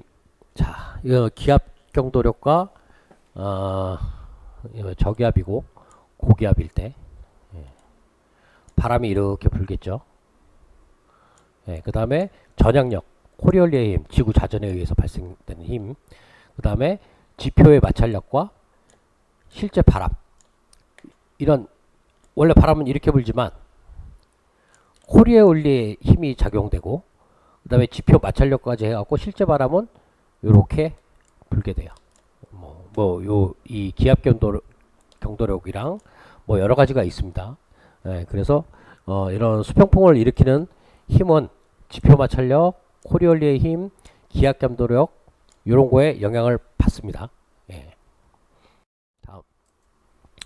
자, 기압 경도력이 뭔지 볼게요. 두 지점 사이 압력이 다를 때 큰 압력에서 작은 압력으로 힘이 작용하잖아요. 예, 고기압에서 저기압으로 흐른다는 거예요. 기압 차에 의해서 비례하고 거리에는 반비례해요. 기압차가 크면은 바람이 빨리 부는데 거리가 멀수록 종단에 갈수록 바람이 덜 불겠죠. 이 얘기를 하는 거고, 바람은 기압이 높은 곳에서 낮은 곳으로 지금까지 계속 이 기상학에서 모든 바람은 기압이 높은 곳에서 낮은 곳. 그 다음에 여기 시험에 나와요. 등압선의 간격이 좁으면 바람이 무지 센 겁니다. 예. 등압선의 간격이 좁으면 바람이 센 것을 의미해요. 예. 요게 시험에 아주 자주 나오더라고요. 예. 다음 중 바람에 대해서 틀린 것은 해가지고 등압선의 간격이 좁으면 바람이 더 센 것을 의미하는데 등압선의 간격이 좁으면 바람이 약한 것을 의미한다. 죄송합니다. 모기가 있어서. 예. 뭐 이런 식으로 나옵니다. 본능적으로 박수를 쳤습니다. 다음. 자, 전향력. 이거는 지구 자전에 의해 생기는 가상의 힘이에요. 지구 자전에 의해서 지표를 따라 운동하는 질량을 가진 물체가 각 운동량 보조를 위해 힘을 받는 것. 전향력은 눈에 보이지는 않고 실제 존재하지 않는 힘이지만 지구 자전에 의해서 발생하고요. 지구상 운동하는 모든 물체, 태풍을 포함해서 북반구에서는 우측 방향, 남반구에서는 좌측 방향으로 고위도로 갈수록 점점 커짐. 그 다음에 극에서는 작고 가장 크고 적도에서는 0이 되는 거죠. 극지방은 위로 올라갈수록 커지는 거죠. 우리 태풍이 발생해서 뭐 제주도가 있고 이렇게 한반도가 이렇게 있잖아요. 예. 그럼 태풍이 발생해서 이렇게 돌아서 일본으로 많이 빠지죠. 이게 전향력이에요. 예. 지구가 그쪽으로 돌아서, 예. 그 다음에 좀 앞쪽에서 한 거는 이렇게 갖고 우리나라로 들어오기도 하고 필리핀 남진아해를 거쳐가지고, 예. 요게 이제 전향력의 영향입니다. 자, 다음 90력. 여러분 원심력은 아는데 90력은 잘 모르시죠? 원심력은 그 원의 중심에서 밖으로 나가려는 힘이고, 90력은 그 밖에서 원의 중심으로 들어오려고 하는 힘이에요. 예, 이걸 90력이라고 합니다. 예, 등압선이 곡선일 때 나타나는 힘. 등압선이 이렇게 곡선일 때, 예, 이렇게 곡선일 때 이 안으로 혹은 요 안으로, 예, 요거를 90력이라고 합니다. 지표 마찰력. 대기의 분자가 서로 충돌하면서 마찰 시 마찰열이 발생하게 되고 이게 열 에너지로 전환이 돼요. 그래서 대기 운동을 복잡하게 만드는 원인이 바로 이 지표 마찰력이에요. 그 지표의 영향이 아니더라도 바람끼리의 그 마찰, 그 다음에 바람이 센 바람이 있고 약한 바람이 있잖아요. 그럼 센 바람에서 약한 바람 쪽으로 기압에 의해서 이제 움직이게 되죠. 기압 경도력에 의해서 이렇게 밀림을 약하게 밀림의 현상이 나타나게 되고 이 밀림의 현상을 약하게 만드는 내부 마찰, 즉 그 기압이 작은 바람이 이 기압이 큰 바람을 막아내는 그런 내부 마찰도 있어요. 그래갖고 되게 복잡한 거예요, 지표 마찰력이. 예, 그래서 우리 바람에 작용하는 힘은 기압 경도력, 전향력, 90력, 지표 마찰력이 있다는 거 기억해 두시고, 다음에 바람에 작용하는 힘이 아닌 것은 하고 물어봤을 때 골라내실 수 있어야 됩니다. 예. 다음 지상 마찰에 의한 바람. 자, 지상풍. 1km 이하의 지상에서 부는 바람은 지표 마찰에 영향을 받아요. 그러니까 산도 있고 계곡도 있고 이렇잖아요. 이런 이 지표 마찰에 영향을 받습니다. 등압선이 직선인 경우에는 전향력 플러스 마찰력이 기압겸동력과 평형을 이루고 등압선과 각을 이뤄 저기압 방향으로 바람이 붑니다. 등압선이 원형인 경우에는 바람에 작용하는 모든 힘, 즉 기압경도력, 전향력, 원심력, 마찰력의 합력이 균형을 이뤄서 등압선이 원형이 되는 거예요. 등압선이 직선일 때는 그 위에 설명한 것처럼 전향력, 마찰력이 기압경도력과 평형을 이루는 거고, 이렇게. 네, 그래서 등압선과 각을 이뤄 저기압 방향으로 방향을 보는 거고, 바람이 작용하는 모든 힘이 합력이 균형을 이루면 등압선이 원형이 되는 겁니다. 자, 이착륙 시 지상풍의 영향. 예, 정풍, 백풍, 측풍, 상승기류, 하강기류. 요게 이착륙 시 지상풍 비행기에 영향을 주는 지상풍이에요. 일반적으로 바람이 불어오는 방향에 따라 명명하죠. 뭐 북서풍이다 보면 북서쪽에서 바람이 부는 거예요. 그 다음에 항공기 중심 명명도 있습니다. 예, 항공기 중심으로 내가 있는 위치를 중심으로 명명하는 경우도 있어요. 자, 정풍, 헤드윈드, 항공기 정면에서 뒤쪽으로 부는 거. 자, 이거 항공기 중심이죠. 정풍, 배풍, 항공기 뒷면에서 앞쪽으로. 이게 배풍이고요. 측풍, 항공기 측면에서 부는 바람이 측풍이고, 그다음에 상승기류는 지상에서 하늘로 부는 바람, 하강기류는 하늘에서 지상으로 부는 바람.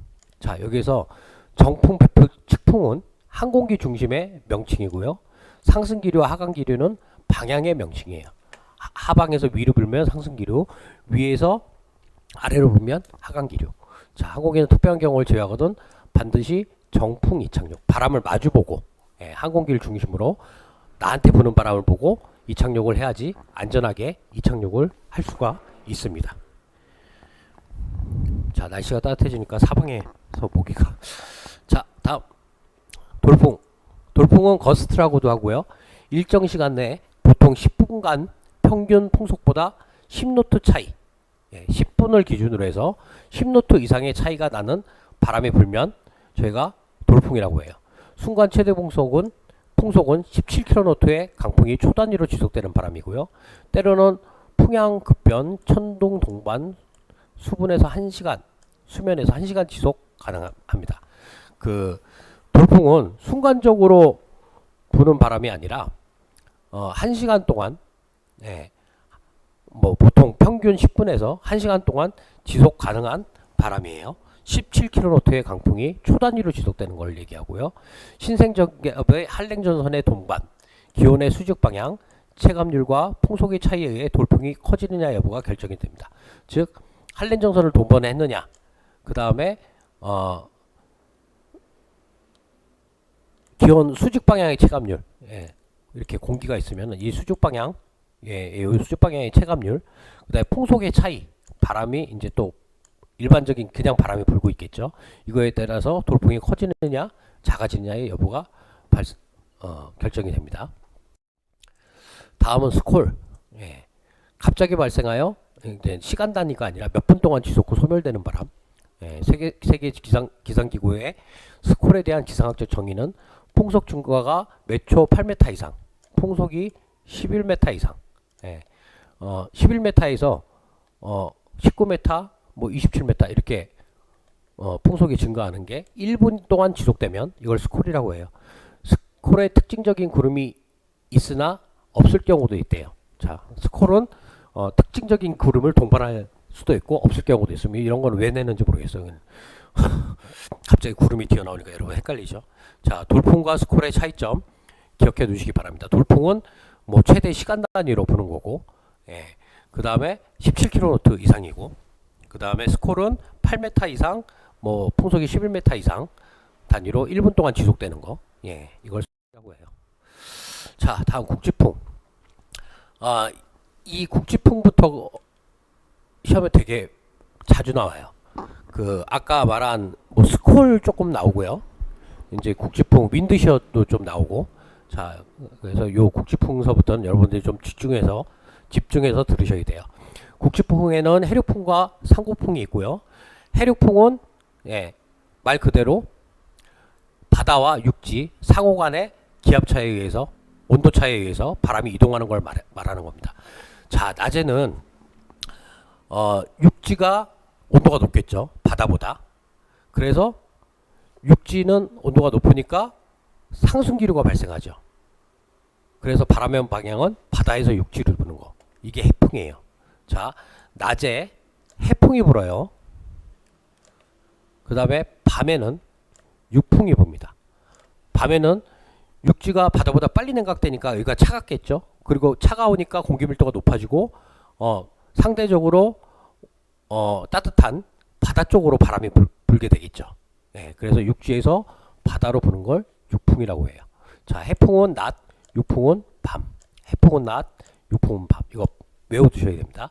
그다음에 상고풍 역시 산 정상이 계곡보다 많이 가열되죠. 낮에는. 아침에는 태양이 바로 위에 있으니까 계곡에는 나무들도 있고 이래서 그늘이 지니까 가열이 덜 될 거고요. 그래서 낮에는 그 산이 가열되니까 산의 공기 밀도가 낮아지고 그러면 계곡에서 산 꼭대기 쪽으로 바람이 불게 되죠. 그래서 낮에는 곡풍, 밤에는 산풍. 자, 이거 외워두셔야 됩니다. 낮에는 곡풍, 낮곡, 밤산. 예, 밤에는 산풍. 그 다음에 해륙풍은 낮에는 해풍, 밤에는 육풍. 예, 해륙풍은 순서대로 낮, 밤이고요. 상고풍은 밤, 낮이에요. 예, 밤에는 산풍, 낮에는 곡풍. 자, 저는 해륙풍과 상고풍 시험에 나옵니다. 자, 그림 보시면 자, 이렇게 바람의 방향이에요. 낮이죠. 해풍. 밤이면 육풍. 자, 산도. 자, 여기 위에가 가열이 되잖아요. 그래서 밑에서 위로 곡풍. 이게 낮이에요. 그 다음에 위에서 밑으로 산풍. 산에서 부는 바람이니까 산풍. 계곡에서 부는 바람이니까 곡풍. 예. 낮에는 곡풍, 밤에는 산풍. 외워두세요. 다음 팬, 눕새바람. 우리 뭐 이거 눕새바람 한국말로 많이 듣죠? 네, 팬. 자, 지방풍의 일종이고요. 원래는 알프스 지역에서 많이 발생해요. 그래서 골짜기로 내려부는 고온 건조풍을 말합니다. 예. 자, 일반적으로 산 위에서, 산 기슭에서 골짜기로 내려부는 바람을 놉새바람이라고 그러고 팬이라고 그래요. 예. 수분한 공기가 산맥을 넘을 때 상승할 때는 냉각 응결돼서 비가 내리고요. 그 산을 딱 넘게 되면은 반대쪽으로 내려올 때 단열 압축 돼서 온도가 상승하면서 습도가 저하돼요. 예, 온도가 높으면 아까 그 습도가 저하된다고 배웠죠. 앞쪽에서. 자, 우리나라 동해안에서 많이 목격되고요. 산월이 따라 상승할 때는 비가 내리고요. 하강시에는 고온 건조풍이 불어요. 이게 팬, 놉새바람이에요. 상고풍이랑 헷갈리시면 안 돼요. 자, 여기 보시면 이렇게 올라갈 때 예, 구름을 만들면서 올라가면서 자, 여기가 서쪽이죠. 우리나라 동해안을 기준으로 하면 여기가 동쪽이에요. 뭐 반대일 수도 있고요. 올라가서 공기 온도는 1km 올라갈 때마다 5도씩 내려가면서 응결이 되죠. 수증기가. 그러면서 여기서 비가 내려요. 그 비를 다 쏟아냈으니까 여기는 건조해지겠죠. 공기가. 그래서 1km마다 10도씩 올라가면서 고온 건조한 팬 바람이 붑니다. 놉새 바람이 부는 거예요. 자, 여기 다시 한번 보면 건조 단열 팽창. 수증기가 구름을 만드니까 이게 팽창이 돼서 비를 내리고 넘어가면서 건조 단열 압축 내려가면서 압축이 돼요. 그래서 단열 압축이 들어가면은 팬이에요. 이 바람이 자, 단열 압축되어 내려온다. 건조 단열 압축이란 단어가 들어가면 건조 단열 압축이면 팬이에요. 자, 건조 단열 체감률 여기 나오죠. 올라갈 때는 5도씩 내려가고 내려올 때는 10도씩 증가해요.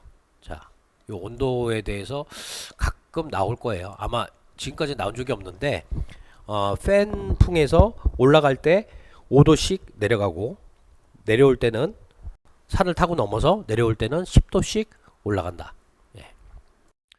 자, 다음 직윤풍. 기압 겸도력의 작용으로 고기압 저기압 공기가 움직여 전향력이 작용하면 북반구에서 우측으로 휘게 되는데, 자 북반구에서 우리 태풍 보면 우측으로 휘게 되죠. 풍속이 증가하면 전향력도 커지고 바람이 세게 불면 당연히 그 외부, 그러니까 지구 자전에 의한 영향도 증가하게 되고, 기압 겸도력과 전향력의 평형을 이룰 때 일정한 속도로 등압선과 나란히 부는 바람으로 등압선이 직선일 때 지상으로부터 1km 이상에서 마찰력이 작용하지 않는 경우의 바람. 자, 직임표. 뭐 딴 거 다 복잡하고 지상에서 1km 이상에서 마찰력이 작용하지 않는 바람은 직임풍이에요. 자, 마찰력이 작용하지 않는 바람, 직임풍. 예. 되게 복잡한 이제 단어가 우리가 기상학 쪽이나 뭐 이런 쪽이 아니라서 좀 헷갈리실 텐데, 뭐 어쨌든 포인트만 외워두세요. 직임풍은 지상에서 1km 이상으로 마찰력이 작용하지 않는 경우의 바람이다. 다음은 경도풍. 등압선이 원형일 때, 등압선이 원형일 때 지상 1km 이상에서 기압 겸도력, 전향력, 원심력의 사이의 힘이 균형을 이루어 부는 바람이에요. 자, 기압 겸도력, 전향력, 원심력의 세 힘이 균형을 이루어 부는 바람은 경도풍. 예. 자, 북반구의 저기압 주변 전향력 플러스 원심력의 기압 겸도력과 평형 반시계 방향으로. 예.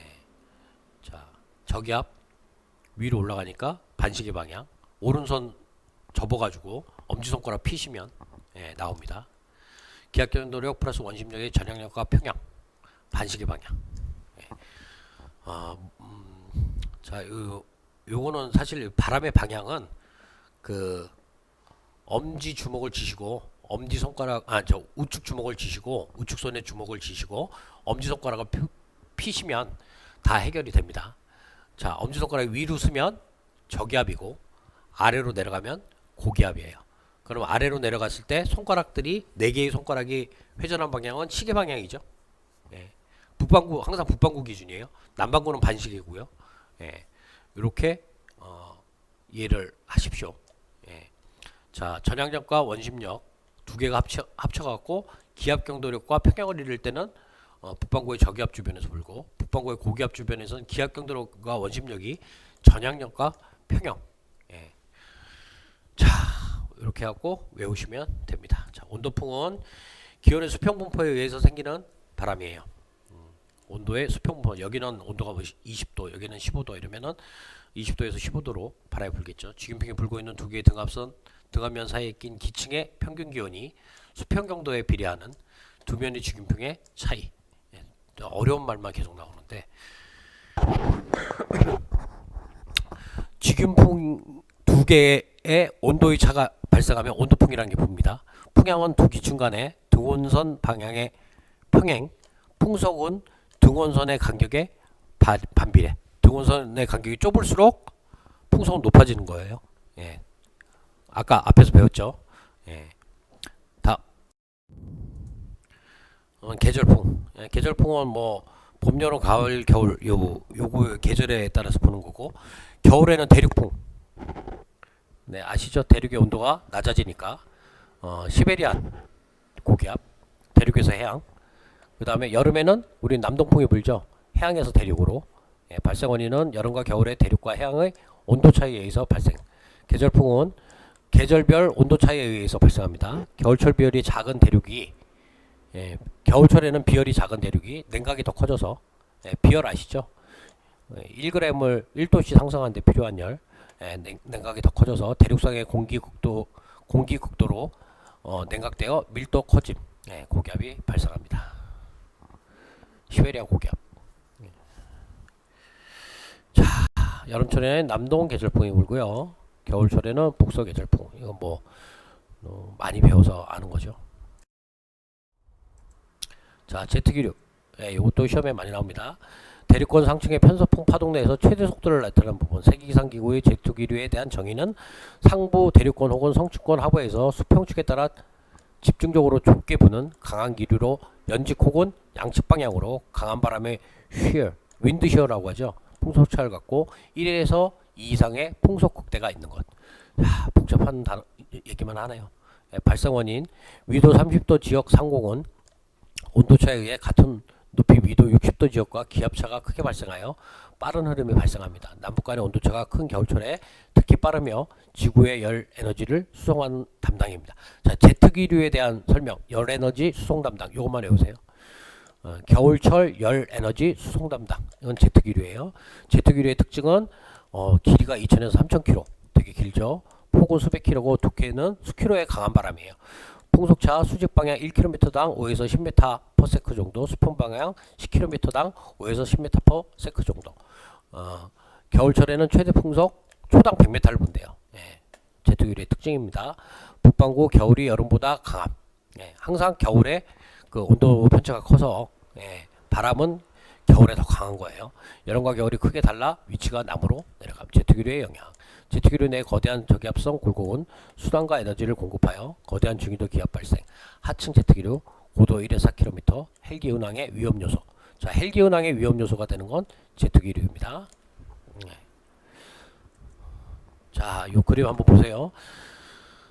차가운 공기를 머금는 제트기류는 빠른 속도로 움직이면서 찬 공기와 따뜻한 공기를 골고루 섞어줘요. 그래서 열에너지 수송 담당이라고 하는 거예요. 지구의 온도를 정상적으로 유지시켜주는 역할을 합니다. 자, 제트기류는 지구의 온도를 정상적으로 유지시켜주는 역할을 하고요. 제트기류는 대륙권 상부 또는 성층권의 하부 영역에 좁고 수평으로 부는 강한 공기의 흐름을 말합니다. 자, 풍속 아까 얘기했듯이 무지 빠릅니다. 초당 100m, 시속 100에서 250km 정도인데 최대 시속은 500km에 이르기도 합니다. 제트기류가 이렇게 부는 거예요. 자, 제트기류 지구의 열에너지 수송 담당. 자, 이제 문제를 풀어보겠습니다. 제3과목 항공기상학. 자, 1에서 3과까지 문제를 풀겠습니다. 강의가 무지 긴데 뭐 어쩔 수 없습니다. 이걸 나눠서 다음 강의에는 제가 한번 시도를 해보겠지만 이게 뭐 10분 20분 하면은 학습의 효과가 좀 떨어져요. 동일한 거를 계속 인과관계를 가지고 설명을 하기 때문에. 자, 다음 대기권 중 기상 변화가 일어나는 층으로 고도가 증가함에 따라 온도가 감소하는 층 어디예요? 대륙권이죠. 자, 대부분의 구름이 대륙권에 존재하고 기상 변화도 대륙권에서만 일어난다. 이러한 현상은 지표에서 복사된 열로 인해 고도가 높아짐에 따라 기온이 감소되는 음의 온도 구배. 어떻게 됐죠? 1000피트당 2도씩, 그 다음에 1000m당 6.5도씩 낮아져요. 자, 다음 대기권의 고도에 따라 높은 곳부터 낮은 곳까지 높은 곳에서 낮은 곳 거꾸로 해야겠죠. 그러면 자, 외기권이 먼저 나와야 되고요. 답은 3번이네요. 자, 다음 대기권 중 지구 표면으로부터 형성된 공기층으로 끊임없이 공기 부력에 대한 대륙권이죠. 답은 2번. 자, 밑에 요점 정리한 거 한번 읽어보시고요. 다음 중 태양이 방출하는 자외선에 의해 대기가 전리되어 밀도가 커지는 층은 전리층입니다. 자, 답은 3번. 대륙권에서 1000피트마다 평균 감소하는 온도 1000피트 몇 도죠? 2도. 1000m는 6.5도. 답은 2번. 다음 중 날씨를 구성하는 기상 7대 요소는 기습기강 90화. 답은 1번. 다음 중 우리나라에서 평균 해수면을 기준으로 수준 원점을 정하는 기준이 되는 지역 인천 영일만. 영일만 없네요. 인천만이에요. 다음 해수면 고도에서의 표준 기온 및 기압이 바르게 나열된 것. 15도씨죠. 섭씨 15도씨 기적 29.92. 답이 1번이네요. 표준 대기압 이런 식으로 문제가 나옵니다. 아래 리마크 된 거 외워두시고요. 다음 중 표준 대기를 구성하고 있는 기체 성분 질소가 가장 많아요. 자, 어떻게 답은 4번. 밑에 한번 외워두시고요. 자, 10번 문제. 대기를 구성하고 있는 공기의 최적 비중 질소의 비율은 질소 비율 78%였죠. 답은 4번. 예, 밑에 있는 요점 정리 외워두시고요. 다음 11번 문제. 다음 중 표준대기에 해당하지 않는 것은? 자, 온도 15도씨 맞죠? 압력 760mHg 맞습니다. 압력 1053.2mbar. 이게 아니죠. 온도 59도 F, 화씨 59도. 15도씨에다가 화씨 계산을 하면 59도 F 맞습니다. 답은 3번. 예, 해면 기압은 1013.25 헥토파스칼, 760ml Hg, 29.92 인치 Hg예요. 해변 기온은 섭씨 15도, 화씨는 59도. 다음 중 기상의 모든 물리적 현상을 일으키는 원인으로 옳은 것은? 예, 모든 물리적 현상을 일으키는 원인은 온도죠. 온도. 열기관이에요. 3번 열기관. 예, 밑에 요점 중에 한번 읽어보시고요. 다음 13번 대기열 운동 중 물체로부터 방출되는 전자파를 총칙하는 것. 전자파는 라디에이터. 자, 라디에이션. 예, 복사입니다. 답은 4번. 다음 중 대기의 구성에 대한 설명으로 틀린 것을 고르면? 예, 대기는 지표로부터 고도가 높아지는 방향으로 대립권, 성층권, 중간 1권, 외곽권 맞고, 대립권과 성층권 사이를 열권이라고 그럽니까? 대립권과 성층권 사이는 대립권 계면이라고 그래요. 답은 2번. 대기 중에 기체로 존재하는 수증기인 습도 양이 달라지는 가장 큰 원인을 고르면? 답은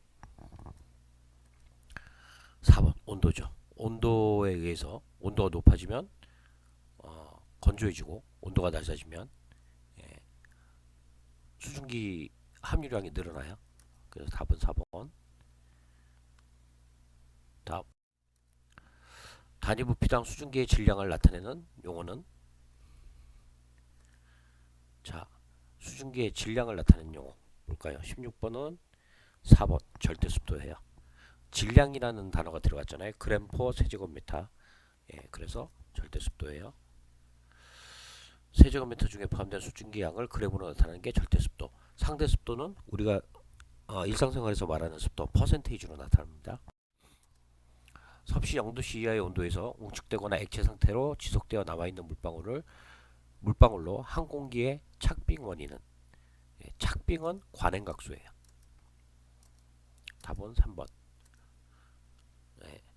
서리는 착빙이랑 상관이 없습니다. 그 지상에서 나타나는 거기 때문에 이 관행각수가 착빙이고, 이 관행각수가 외부에 노출된 표면에 부딪혀가지고 결빙되는 거, 이걸 항공기의 착빙 현상이라고 합니다.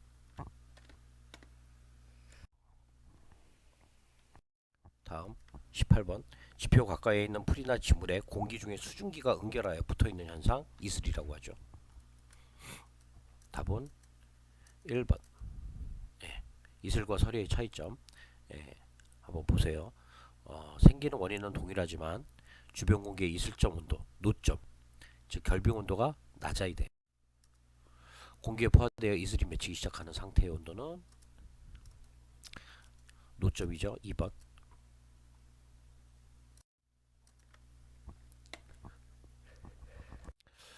다음 기상현상 중 서리에 대한 설명으로 틀린 내용을 고르면? 자, 서리에 대한 수증기의 지표나 물체의 표면에 얼어붙는 것 맞죠? 틀린 내용을 고르는 겁니다. 항공기 표면에 형성된 서리는 반드시 비행 전에 제거되어야 된다. 맞고, 날개 양력 발생 능력을 감소시켜 항력을 증가시킨다. 자, 이거 다 설에 관련된 설명이죠. 섭씨 0도씨 이하의 온도에서 웅축되거나 액체 상태로 지속되어 남아있는 물방울, 이건 관행각수예요. 답은 4번. 자, 서리와 관행각수, 그 다음에 이슬과 서리의 차이점을 잘 숙지를 해 놓으셔야 됩니다.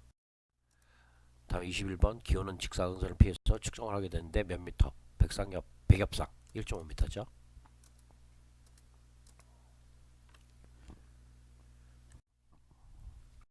다음 22번 섭씨 온도를 화씨로 환산하면 0도 F, 32도 F. 다음 중 이론상 생각할 수 있는 최저 온도를 기준으로 하는 온도단위 절대 온도 0K. 이론상이면 절대 온도예요. 마이너스 273.15도 C와 일치하고 0도 K가 되는 거죠. 평균 해면에서의 온도가 20도 C일 때 1000m에서의 온도는 얼마인가? 자, 이 문제는 기온 감률에 대한 문제예요. 자, 1000m당 6.5도씨, 1km당 6.5도씨, 1000피트당 2도씨 이렇게 내려가요. 그럼 계산을 하시면은 답은 4번.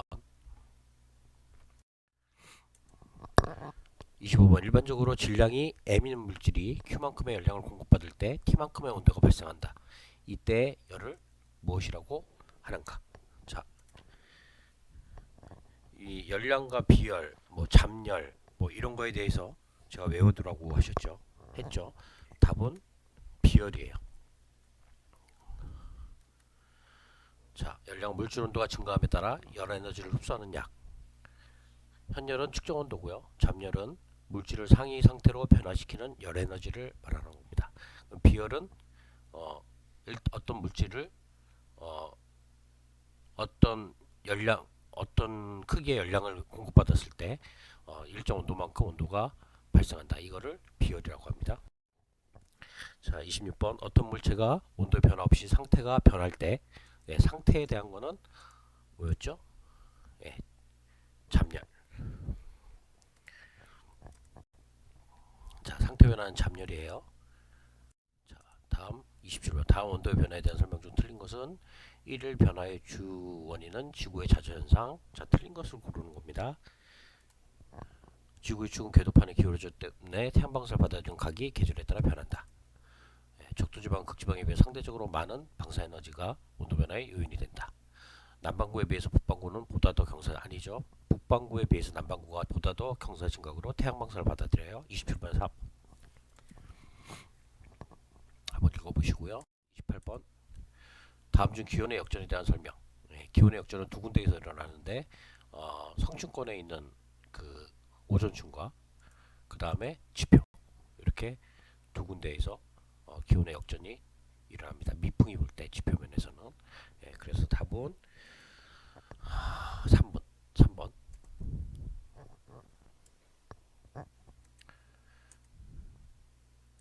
자, 20번. 다음 중 공기의 온도가 증가하면 기압이 낮아지는 원인을 고르면. 자, 요거는 가열된 공기는 가볍기 때문에 밀도가 낮아지죠. 답은 1번. 온도 증가에 따라 공기는 팽창하고 공기 입자가 넓게 흩어져 압력이 작아지는 것이다. 온도가 낮아지면 기압이 높아져. 30번 습도 및 기압 변화에 따른 공기 밀도에 대한 설명이 올바른 것은. 공기 밀도는 온도에 비례하고 기압에 반비례한다. 틀리고요. 공기 밀도는 기압과 습도에 비례하며 온도에 반비례한다. 답은 2번.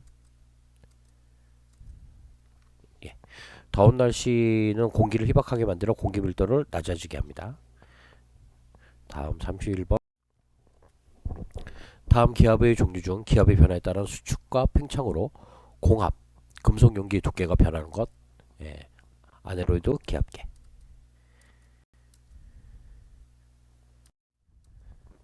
다음 중 기압의 단위가 아닌 것은 미터/세컨 풍속이죠.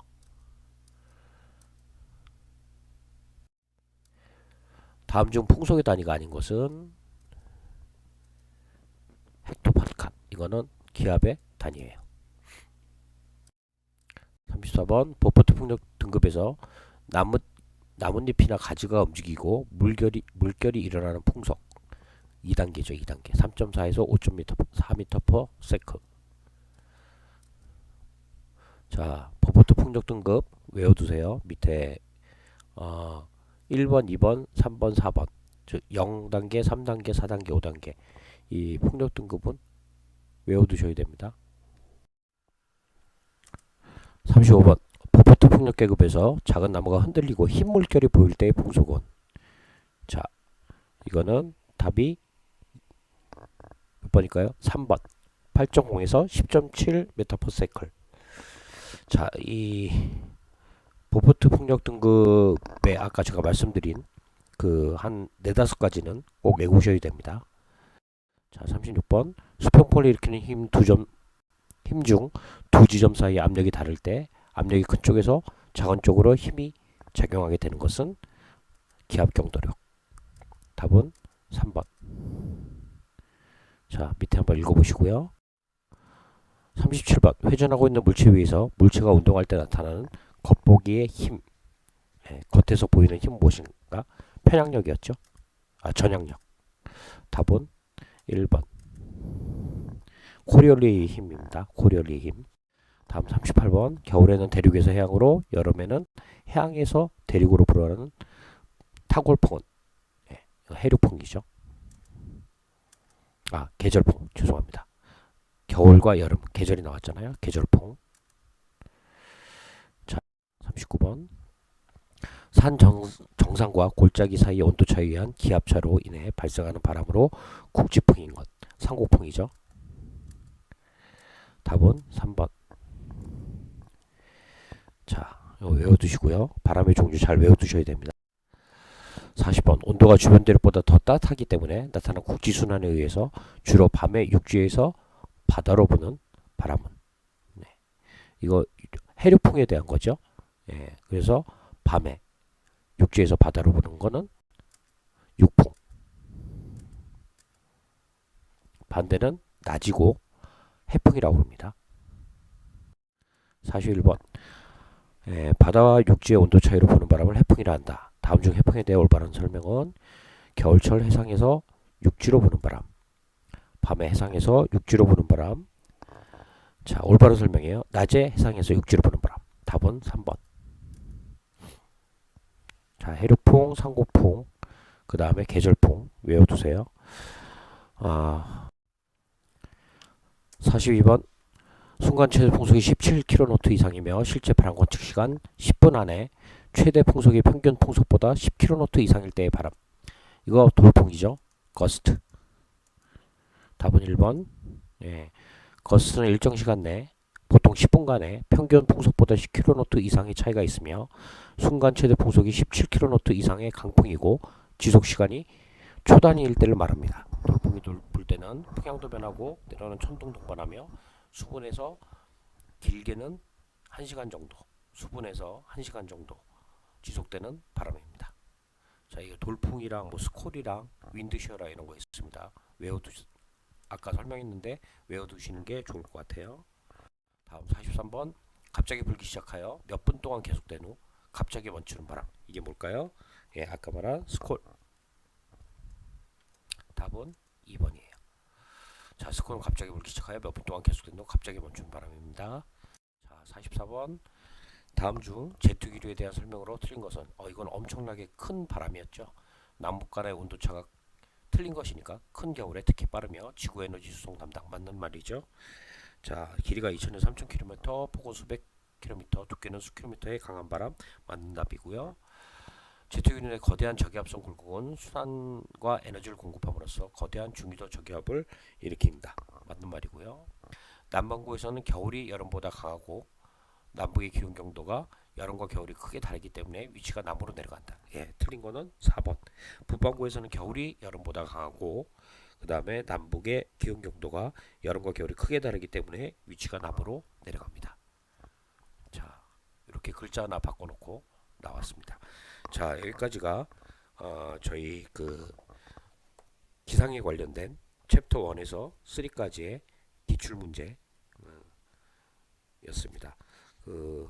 다음은 그 시험에 가장 많이 나오는 챕터 4에서 6까지 저희가 공부를 할 거예요. 그렇다고 이 챕터 1에서 3가 시험에 안 나오는 건 아닙니다. 여러분들이 기본적인 챕터 4와 6를 쉽게 이해하시려면 챕터 1에서 3까지 잘 공부를 하셔야 돼요. 자, 챕터 4에서 구름과 시정, 그 다음에 내우 및 난기류, 기단과 전선, 그 다음에 기상보고에 대해서 다음 시간에 공부를 하도록 하겠습니다. 예, 거의 한 50분 정도 강의를 했는데 예, 여러분들 이게 많이 길어서 지루하실 거예요. 나눠서 들으세요. 나눠서 들으시고 그 다음부터 또 들으시고 이런 식으로 진행하시면 됩니다. 고생하셨습니다, 여러분.